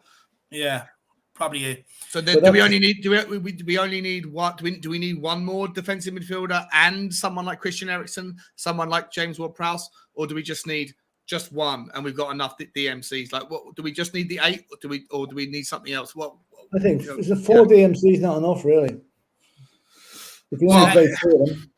It wasn't this in the last half of the season. We've had no Skip, right? So we're threadbare, Yeah, maybe. For me, I think. Look, you have Højbjerg, Ollie, Skip, similar sort of players for me, like for like. Take one out, put the other one in. What we need is a backup to Bentancur, or not even a backup. Look, or when Tottenham sign signings, I would like them to sign better than what we have, in my opinion, so that you get a bit of challenge, a bit of competition for the squad. But for me, you need another ball-playing midfielder in here. If Bentancur goes out, Winks is not the answer. And we're going to be looking back to expecting Højbjerg to be able to do it, or Ollie Skip to be able to do it. And they're more specialists in getting around the pitch, winning the ball back, rather than a ball-playing a midfielder. They can do it, but they won't be able to do it as good as Bentancur. We won't be able to keep possession as good as we can with Bentancur in the team. So for me, I think it's got to be like a Weston McKennie, someone like him. You can even bring in Christian Eriksen to do that, Sean. Weston McKennie, Christian Eriksen. And there's a guy I really like in Italy, Sandro Tonali. I think he's absolutely brilliant at that. Yeah. Awesome. But for me, I definitely think it has to be that ball-playing mode, Sean. Someone that can get on the ball, keep possession, get us up the pitch, put someone in the mold of a Bentancur, but even better than Bentancur, maybe. Interesting. I definitely don't think selling Højbjerg would be an option. I think Ollie Skip and Højbjerg are like for like. You need a ball-playing midfield or a ball winner in there, because if not, you become too easy to play against. You have a weak spine. And we'll see what happened with Harry Winks time and time again this season. Teams were just railroading straight through the middle, and we cannot afford that to happen. No, but look, we're going to move on to positions in now. It is rumored that we're expecting 6 to come in, so we'll go with we'll start with Philip on this one. Philip, what positions would you be looking? Do you think them 6 players that are rumored to come in need to cover? Well, we need, as we talked about, a right wing back. Another centre half. I mean, if we got Bastoni and Romero in the central defence, I mean, the other teams may just give up. Yeah, those 2 guys, we need a ball-playing midfielder, as you say. I mean, up to now, I've been kind of anti-Christian Eriksen coming back, but there's so few of that type of player around now. James Ward-Prowse now would be one I'd think of, but I doubt we'd get him. He's probably priced out. I'm kind of coming round that Eriksen could do a job as a squad player. He's certainly not play every game, but hopefully James Ward-Prowse, but maybe Eriksen. Then we need another backup striker for Harry. We can't be depending on Harry. Was lucky this season; didn't really get injured too badly. We were very lucky there. Let's see what else. What else do we need? Got a backup goalkeeper as well for Hugo. Yeah. And I heard that we were mentioned. Sam Johnson was coming, but I think that's done, isn't it? Pretty much done. Is it done? Yeah, it probably is. But I was just looking at Nick Pope last night. Nick Pope he's amazing, mate. He's so good. Brilliant Nick Pope is so good. Yeah. Do you think we could go for someone like Nick Pope, or do you think we will look to take the free option in Sam Johnson and use the money elsewhere? Or do you think we should go for someone like Burnley go down? Burnley. Well, it depends. It depends. If Burnley go down, Nick Pope will leave Burnley. Yeah. Now, whether he wants to come to Spurs with Hugo Lloris with 2 years left in his contract is another day's work, Then again, the two guys would be fierce competition for. We'd have two of the best goalkeepers that there is on the same team. But I honestly can't see it. I can see Sam Johnson and is the one that's going to come, to us. Yeah. But I hope they're keeping eyes on Gavin Bazuma because I want to see him in a Spurs shirt at some stage down the road. I agree. I think he's going to be absolutely quality. The Man City keeper. Yeah. The youngster. He's the Irish keeper, Shawnee. Yeah. He's Sean, I'll send you on some clips of him. He's absolutely unbelievable. You look at him. For me, I think he's the closest thing to Ederson that I've seen in a young keeper in terms of someone that can just get a ball at his feet and put it in behind if he needs to, put it into midfield onto someone's chest or to their feet. He's absolutely quality. His distribution is quality. And in the Conte system, if we did say have injuries and we couldn't play out from the back, he could just go route 1 to Kane and find him 9 times out of 10. He's unbelievable with his feet. Sean, what positions do you think we should be looking at this summer with the 6? I think we need presuming that we're going to get rid of Reguilon, I think we need a second left wing back. For me, the options there are Kostic. I think he's out of this world. I think he's he's a swashbuckling, aggressive midfielder who's got this whip on his ball.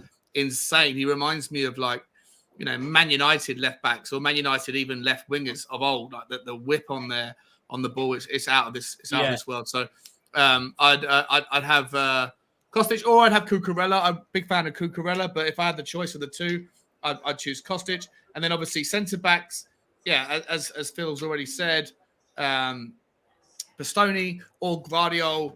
One or two centre backs, Sean. 1 or 2. I think that's a bit of a debate going on at the minute. Some people saying, look, we just need 1. But I'm saying we need 2. I want proper competition back there. Yeah, I want 2. So you've got rumours that obviously we've got the Bastoni rumours, but Bastoni plays left sided centre back. So take your pick, Pau Torres, him, or Gvardiol. Either of those 3 I'd love. I think the one that makes the most sense is Pau Torres, but Bastoni is just another level. He's so good, but that's 60 million quid plus. So difficult one to see how that affects what we can do elsewhere. Whereas I think with Pau Torres, you can make it work with Lo Celso going out and 15, 20 million on top to sweeten the deal. But then in the centre, I think, then we got this rumour today about Gleison Bremer, right? Like he's a Brazilian beast, like a bulldog of a centre back in the middle. He's right-footed. He can play on the left side of centre-back as well. He's an absolute class player for Torino. I like him a lot, but he would also cost 40, 50 million. Or you could go after De Vrij from Juventus for 15 million quid. He's 31 years old. Is that going to put, Levy off? Maybe. I don't know. But I like De Vrij to give Dyer some competition. And if we can get both of them in, then that allows you to go and free up and sell Sanchez for 20 or sell, and loan out Rodon, whatever. See what happens there. And if you could just drop Eric Dyer and Davies down to competing for first team players, but also squad players, I think you've got a wonderful defensive option next season. Right wing back. Yeah, sorry, just on that before you move on to the next one. Yeah, I agree. Look, I think you're looking at this season. I would make Dyer and Davies if you could upgrade on them. Keep them out as squad players. But when they've been squad players in the past, they've struggled to come in the off games and stuff like that. Could they do you potentially maybe see that happening again? Yeah. Would we be better off keeping on someone like Sanchez, who we've brought in the last 2 games, and he's done well? Yeah, look, Sanchez seems to have a habit of playing well when you need him for one-off games, but the longer you play him, I'm not sure who it was who was saying this. Someone in the community was giving this analysis, and I thought it was brilliant. The longer a time that he has in the first team, the worse he gets. Yeah. And you ask him to do a favor here and there. But you know what? If you want, you have to bake in injuries into your planning. So you have to figure in that maybe 1 or 2 of the centre backs are going to have, bad injuries. This season we had to go without Romero for a long time, and it almost, it cost, it wasn't easy. So I take your point. I do take your point. But I feel like someone like Davies is he's a good squad player. He's not going to cause too much disruption. I think he'll be fine. Yeah, I think he'll be fine. Well, I don't know about Eric Dyer. He's listen, I'd rather err on the side of caution and just go for the best players that we can get, and then keep the players that we currently have, and hopefully that they'll figure it out. And hopefully there's enough games in the season for them to get their lion's share of their games. You know, there's no reason to worry about it too much. I do take the point, but it's something we can't know until we know. Yeah. Right wing back, definitely. I think we need to improve. And I don't know what the answer is, so I'll just say Jed Spence. But I don't really want to see us let go of either of the two of them at the moment, I think. But I'll trust Conte's judgment on that. And then central midfield, I feel like we definitely need two players in central midfield. I think we need a Christian Eriksen type player to Phil's point, whether that's James Ward-Prowse, although I think that's too much money for a player that, there's so many options. There's a plethora of midfielders that are available right now. So I don't think you need to go and pay 60 million quid for a James Ward-Prowse. I think you can go and find there's 2 or 3 free transfers. But I also think you need to go and get a backup to Højbjerg or a backup to Bentancur who can do a central midfield role, like a skipper who can kind of cover all bases. And for me, my number one choice there is Konrad Laimer from RB Leipzig. I think the guy's out of this world. I've gone out of my way to find clips of him. I've watched his highlight reels on YouTube, which are great, but everyone's highlight reels look great. I've gone to watch extended highlights of just Leipzig games that don't focus on Konrad Laimer. Yeah. And you can see how absolutely insane and immense this kid is. So for me, I'd love to see him in a Tottenham shirt. And the noises that he might come to the Premiership. And then I agree on top of what Phil's saying, we need a striker to back up. It's a difficult one with the forward one because, I've said this 1,000 times, Dave. How do you find a striker that you're not wincing at the idea of him coming in when Kane's not playing, like we had with Vinicius, with Carlos Vinicius? But you also need a player that's not going to let you down when he comes in, but as a player that is happy to play only 50, 60% of the games. And so for me, it's a very difficult one. Doesn't look like Dybala's going to happen. So we either have to go for like a Lautaro Martinez or maybe these other guys that were talked about today, Alexander Isak, or Patrick Schick from Leverkusen, or I forget the other. Who was the third guy? Who were talking about? Darwin Núñez from Benfica. Darwin Núñez. I don't think Darwin Núñez. Look, he looks insane, but he's 22 years old, 23 years old. I just don't think he's going to want to come and play 50% of the games. He'll go to Liverpool or somewhere. Yeah. I think Liverpool are hugely interested in Darwin Núñez. I think they are looking to sort of wrap up a deal there. Look, for me, I actually think Alexander Isak. Look, he is having his most what would you call it? His most prolific season this season, in my opinion, from what I've seen of the guy. Look, I really like what the guy has to offer. Not only can he hold up the ball or he can be a target man, but he can also get the ball, run at players, and make things happen. He likes to try and get on the end of things. I think he'll be a very good option for Harry Kane. And I think you look at the size of the lad, I think he's Premier League ready, in my opinion.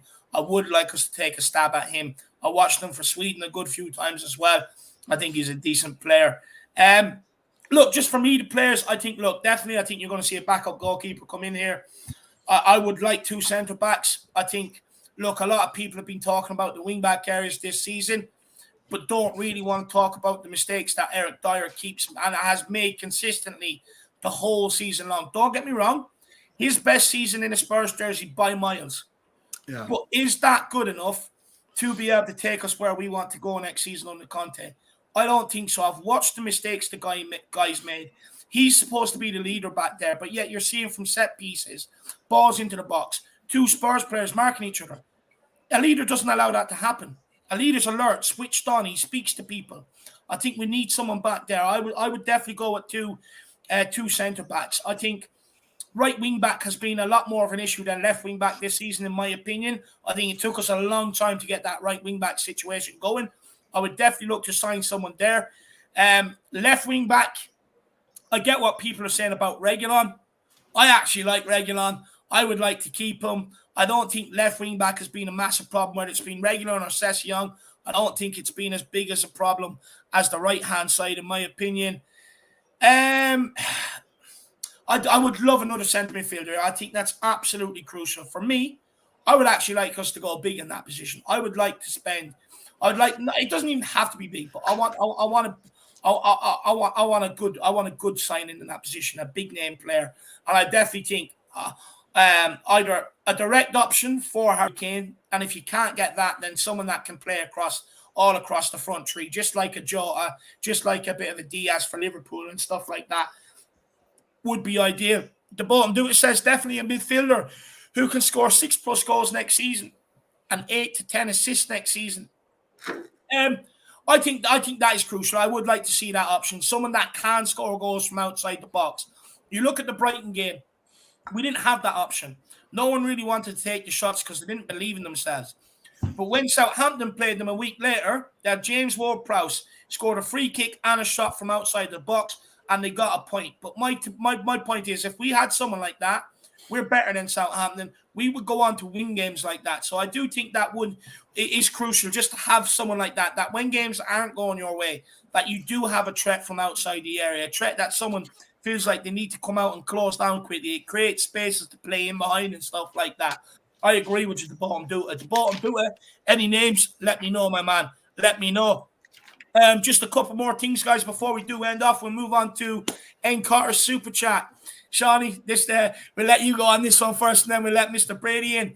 He says, I understand the Levy hate, but I love what he's done for us. He's made us a global club and is set up to be financially stable for years to come. I've no doubt he would deliver silverware in the future. Now, I'm not sure whether this is Brian Daigle,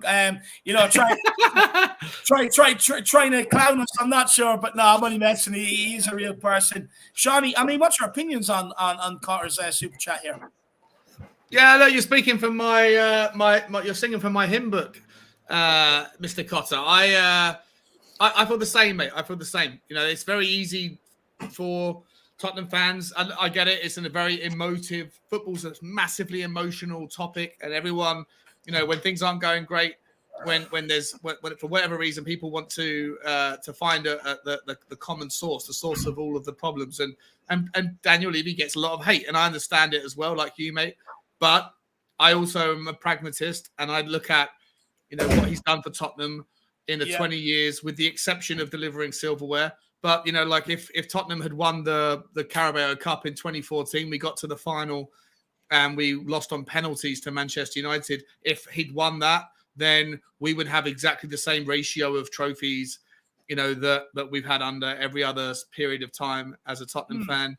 Plus, we've moved forward. Plus, our average league position is, you know, 3 or 4 times higher than it was under any other time in Tottenham's history. So I'm with you, mate. Like, you know, he has delivered stability. I'd question anybody when I say, name me 3 chairmen in the Premier League, excluding money launderers, people that are, you know, legitimizing awful regimes with human rights abuses.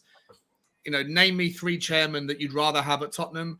The only one that I hear is probably the guys at Liverpool, right? Like, they've done a really good job. They've turned Liverpool around from 2008 to where they are now, and that's a fantastic option to look at. I don't think you can name me too many others, you know, and a lot of the Levy out brigade, you know, that they will say we'll throw more money at it, and we could have done this, we could have done that. Throwing money at problems isn't always a solution. Look at Everton. And then being bought out by other people with leverage debt isn't always the solution either. And I point you to Burnley as the example there. So I'm with you, Cotter. I think Daniel Levy's done a far better job than people give him credit for. He's not without critique. He's not without criticism. And for me, look, I'll end it on this one. He now has absolutely zero excuses. He's got everything he could possibly have wished for. There's no more COVID. He's got a full stadium.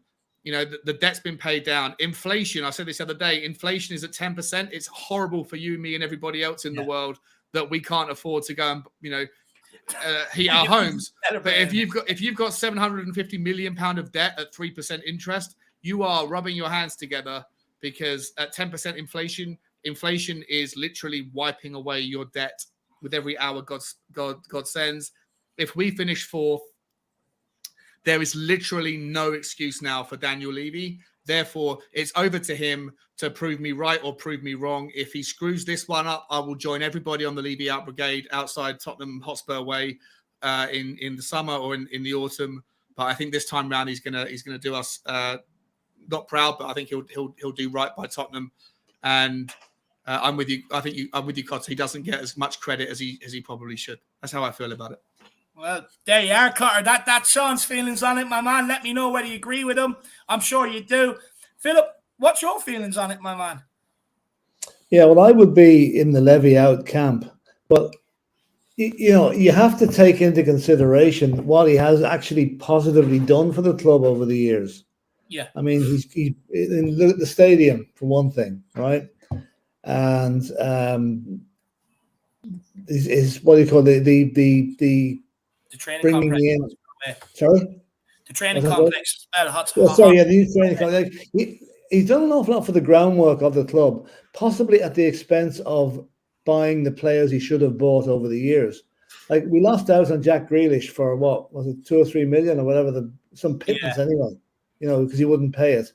I think it's his natural reluctance to pay over the odds, or what he regards as over the odds, has probably brought about a lot of the animosity against him. Spurs have been known as a nearly club. We nearly got this. We nearly got that. We possibly would have got it with a chairman that opened up the purse strings a little bit more. And I think maybe his legacy to Spurs will always be the ground and the training ground. And I think maybe at this stage, bringing in Antonio Conte could be a saving grace for him, because if he'd have kept hold of Nuno, we would not be in the position we're in now. Yeah. So I think that I still think it's time for him to go, because 20 years in a job is too long for anybody, in my opinion. Fresh blood is needed. But as Sean says, there's a heavy debt hanging over the club, which the inflation figures will probably help. Massively. So, I think if that debt level was reduced significantly and somebody came in with an offer of maybe 3.5 million, I think a billion, sorry, I think possibly Levy would sell. But then again, we don't know how much his strings have been pulled by Joe Lewis. I think Joe Lewis is the power behind the throne here. He is Mr. Tottenham, really. He's on his way out now, I think, Phyllis. He's looked like, from all I keep hearing about the guy's like, he's in hospital a lot. He's not well, So I think that means is he going to start releasing assets, disposing of assets before his day comes? Possibly, I don't know. Like, the way I look at it is, I think we need a change, but I also think we're stuck with Levy for the foreseeable future. Yeah. no, Look, I agree with that. 100% we are. Yeah. For me, well, I think Daniel Levy's biggest problem, first of all, is one trophy in 21 years. I mean, look, we have missed out on so many, and there is circumstances to it. You look at the 3 windows we went without signing players, does not help. You look at when we lost Dembele on the Champions League run, any Spurs fan could have told you we need another centre midfielder when Yama was also out at the time. Like any Spurs fan would have known, look, I think Winks and Sissoko done well to get us to a Champions League final, but they're never going to be enough to win us and that sort of final, having them as a midfield pairing. And I don't think he's helped himself with the likes of, when Tottenham have been doing bad, putting up the drink prices at the stadium, stuff like that, putting more expense on the fan for the football we were seeing. But I also think he's done a lot of good for the club. Like Philip said, like Sean said, I think everybody would agree, even the most Levy out people will agree, the stadium is the best in the world. It's a magnificent stadium. He done well to get us that. The queues for the season tickets were getting bigger and bigger and bigger. There was a demand there, and it makes sense to build that stadium so that you can get more revenue into the club and hopefully, bring us to the big time. I think that the training complex, putting the best facilities in the world for the players that do come here, I think brilliant. I just think he has let himself down with some of the videos he's come out and done. The likes of some of the stuff he's done is poor timing.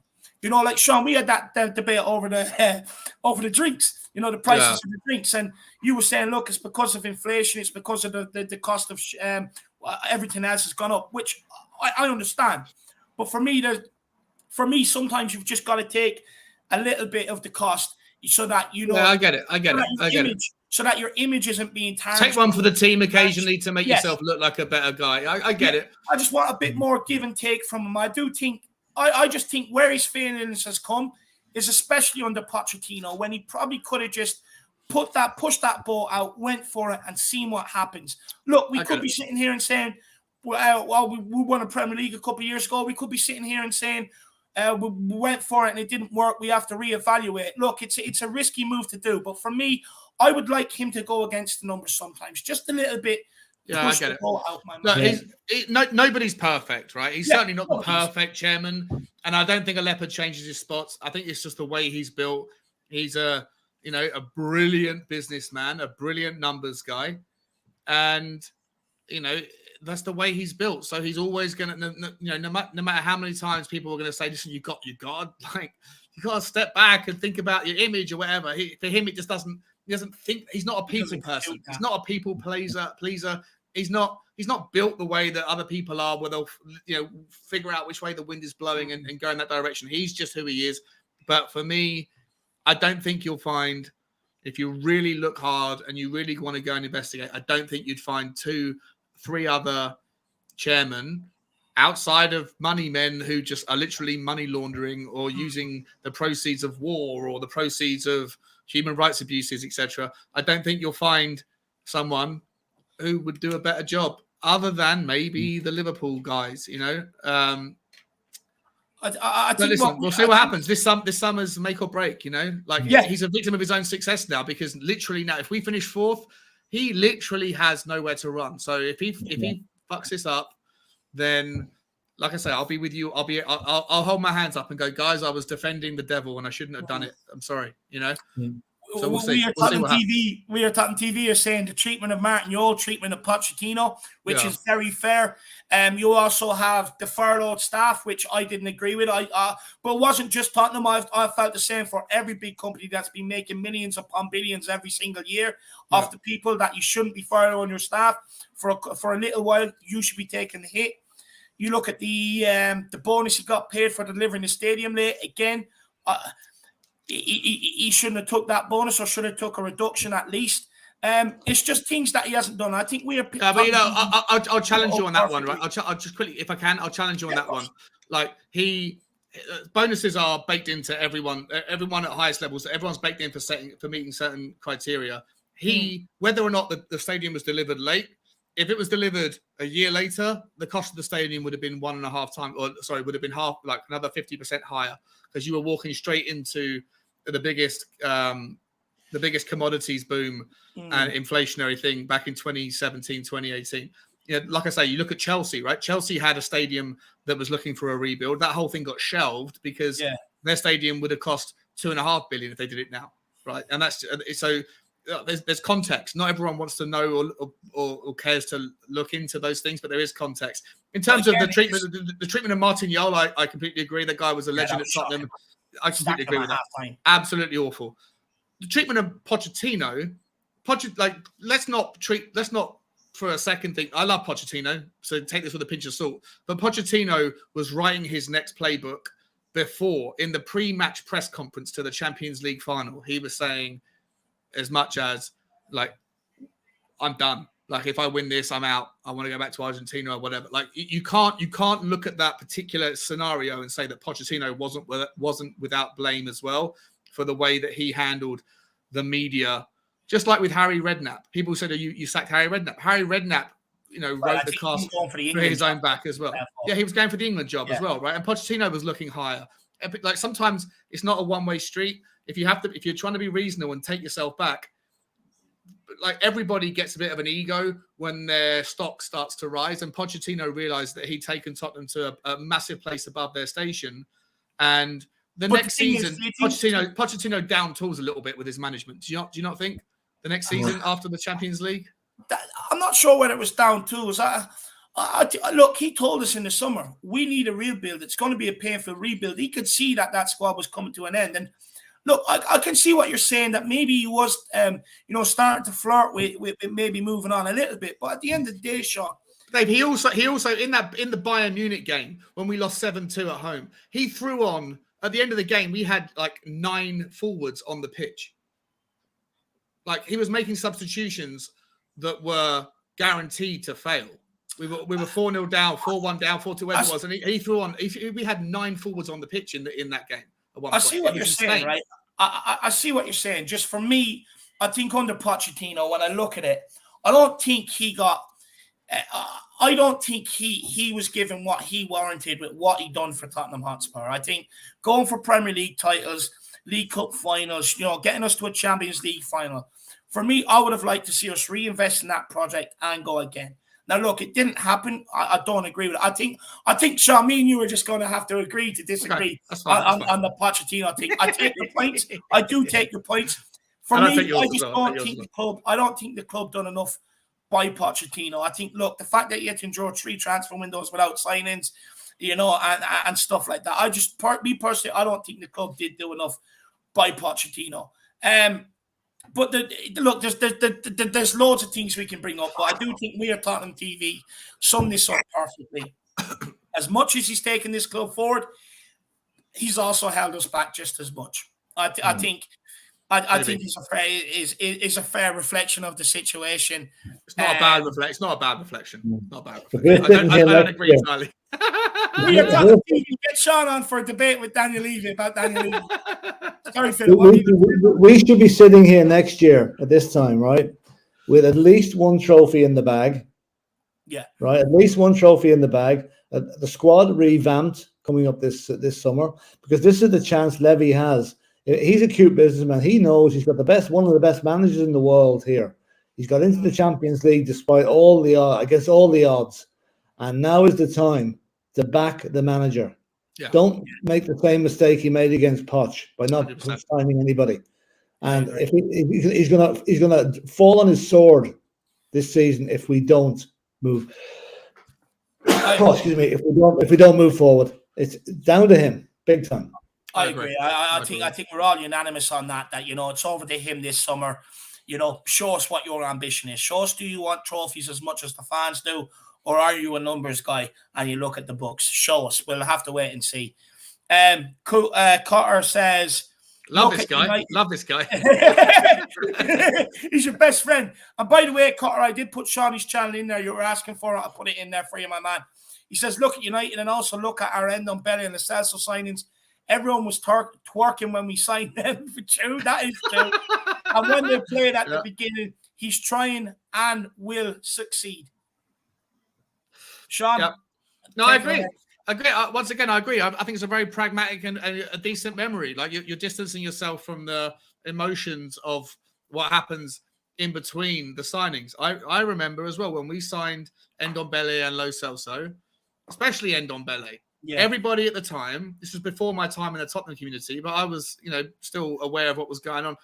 I remember everyone was like, "This is a massive signing." So when was it's a club record signing? This guy's going to be the difference. It's only when things don't turn out the way that everyone thought they do that then they go, "Oh, whose fault is that?" It's Daniel Levy's fault. But like I said 1,000 times, Daniel Levy wasn't the guy who is responsible. If he did, he shouldn't have been. But he wasn't the guy who was going out and scouting Ndombele. He wasn't the guy who was going and scouting Lo Celso. The same with Brian Hill, Emerson, whatever. He employs people to do that job. And where you can aim the blame is maybe he hired wrong, or maybe he continued to employ those people too long, and that's fair criticism. But if you want to criticize Daniel Levy for the failures of Ndombele, then you have to if you're going to be consistent, then you should also. I've said this a million times. You should also, because I think there's a step. It's a standard deviation away from the norm. If you're going to criticize the guy who wasn't responsible, but because it ultimately stops at the top, then you also have to praise the guy for everything that's good. If you're going to criticize him for Ndombele, you should praise him for Conte. You should praise him for us finishing fourth. But we don't do that. We say everything that was good about Tottenham's season is down to Conte or down to the players. Everything that's bad about Tottenham is Daniel Levy, and I don't think that's a fair allocation of blame. That's basically my take on the Levy thing. I think what we need to do is I'll try and organise it, but I think it should be done on a platform like We Are Tottenham TVs, where we should get a proper good round table in. Get people that are for Daniel Levy, people that are against Daniel Levy, and let's have a good, open, constructive debate, and let's get the facts out there from both sides. And I mean purely just facts, for both sides. That's what we should do. But big up, Cotter. And look, I think both sides make great arguments, and I think a lot of people probably sit somewhere in between, to be honest with you. But big up, Cotter. I think, look, it is give and take. Someone's done. So look, he's done some good things, and then there's a lot of things that he hasn't done well. But big up, Carter, my man. Really appreciate it. You need a good referee for that debate, I'll tell you. 100%. It wouldn't be nice being either. Hey, we are Tottenham TV are happy to host, so we'll get it underway. We'll get it underway, guys. Take these last super chats and then we'll end off, guys. Can we do it? Can we do it before? Can we do it before the summer figures out? Just in case it's a complete shit show in the summer, then the whole argument falls apart. So can we do it like end of season before the summer signings kick in, so we can get a proper decent? We can reflect backwards rather than looking at the current. No, it has to be done before. It has to be done before we, too late in the window. It has to be, so we can get a good, fair, balanced debate on it. The bottom dude says my midfield pick will be from Serie A. Since Premier League midfielders are really expensive. Sorry, the bottom dude. I don't know what's going on with me. And since we can't afford Barea, I think having Davide Fratesi is in the discussion isn't a bad idea. Think that guy plays for, is it Sassuolo? I think the bottom dude. Correct me if I'm wrong.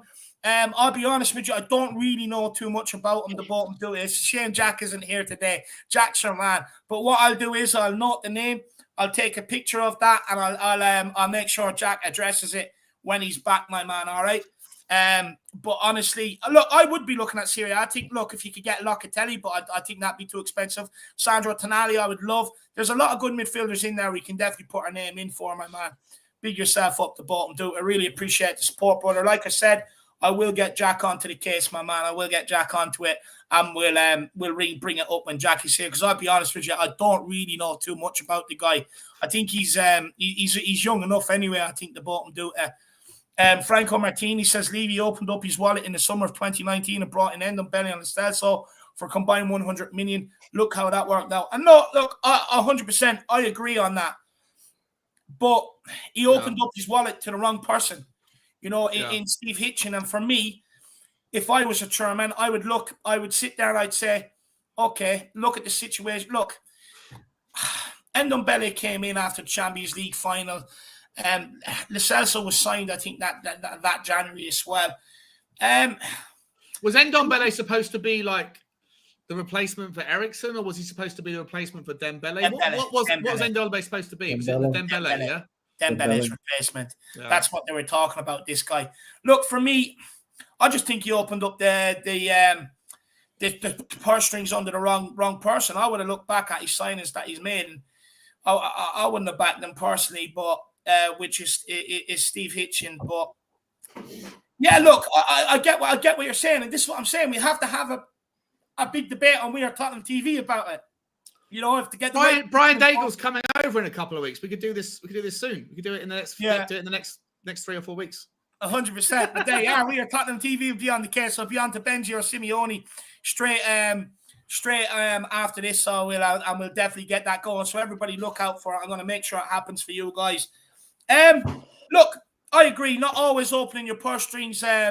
To be fair, does breed success, but it's about identifying the right players, having the right scouting department in place, the right people in place that do the homework into the human being just as much as the attributes of the player, in my opinion, Franco. But look, I agree with you. We did get burnt on that. It's just about, it's not, and I've always said this, it's not about how much. And Sanchez, don't forget Sanchez a couple of years earlier. Sanchez. But it's not about how much you throw at something. It's about identifying the right people, the right player. It's not about how much you pay for that player, to be honest with you, Franco Martini. I mean, Leicester are a prime example of that. You look at their squad that won the league, they didn't spend massive amount of money. Riyad Mahrez, I think they brought in for less than $1 million from France. Yeah. So, at the end of the day, it doesn't have to be massive amounts of money. It comes down to the right character with their with desire to succeed. Exactly. It comes down to the scouting. And our scouting has been absolutely atrocious for a decade, Yeah, 100%. Big up, Franco Martini. Really appreciate the support, my man. The bottom dude says, Phil, Conte and Levy share a good relationship. Conte likes club presidents who are involved with the team, something that he didn't get into with Zhang. Look, apparently this is what Alistair Gold was saying, that Conte has told Daniel Levy and spoke to him more frankly than any other manager at Tottenham in terms of what he needs and stuff like that. Look, I just hope it works out. I think getting Champions League, Conte will stay, Kane will stay. And like we've already said, the bottom do it. It's over to Daniel Levy now. What ambition? What's your ambition? Are you going to throw every resource we have at Antonio Conte to build this project? Look, it's over to the chairman now. Conte's come in, he's done his job, he showed to everybody why he deserves the backing. Now let's go and back him. Hashtag back Conte, my man. Big up, bottom do it. But look, guys, I want to say a massive thank you to Sean. I want to say a massive thank you to Mr. Brady as well for their time. Sean, where can people find you and what can they expect coming up, my man? Mate, Dave, I appreciate you having me on as ever, mate. It's been a pleasure with you, Phil, as well. You found a new friend today, Sean. Yeah, I got a new friend. Yeah, you can find me on Spurs Talk Show, guys. It's all one word. Otherwise, if you just search with spaces, then you might find a basketball team from Texas that we don't want you to find. But on my channel, you can find, I do like, a couple of times a week, I do panel shows kind of like this. And then I also do daily walks with my dog where I get whatever transfer news or whatever's going on with Tottenham off my chest. And then next season, I'll be doing watch-alongs and things. As much as it's going to kill me to break away from this wonderful man and Jack, I will be doing that stuff over there as well. But right now, it's just it's panel shows, lots of content, anything to do with finances. You can find me there, Spurs Talk Show. I love you all. Thank you for having me, and thank you for listening to my nonsense rants. No, there you have it, guys, and there's the link in the channel or in the chat there. Massive thank you to Philip Brady as well. I think everybody loves hearing what Mr. Brady has to say as well, to be fair. And guys, massive thank you to all you guys tuning in out there. Over 200 today, most of the stream, which is insane for the time. But a massive thank you. And look, as always, we'll see you back here tomorrow. In Content We Trust. Come on, you Spurs. Come on, you Spurs. Come on.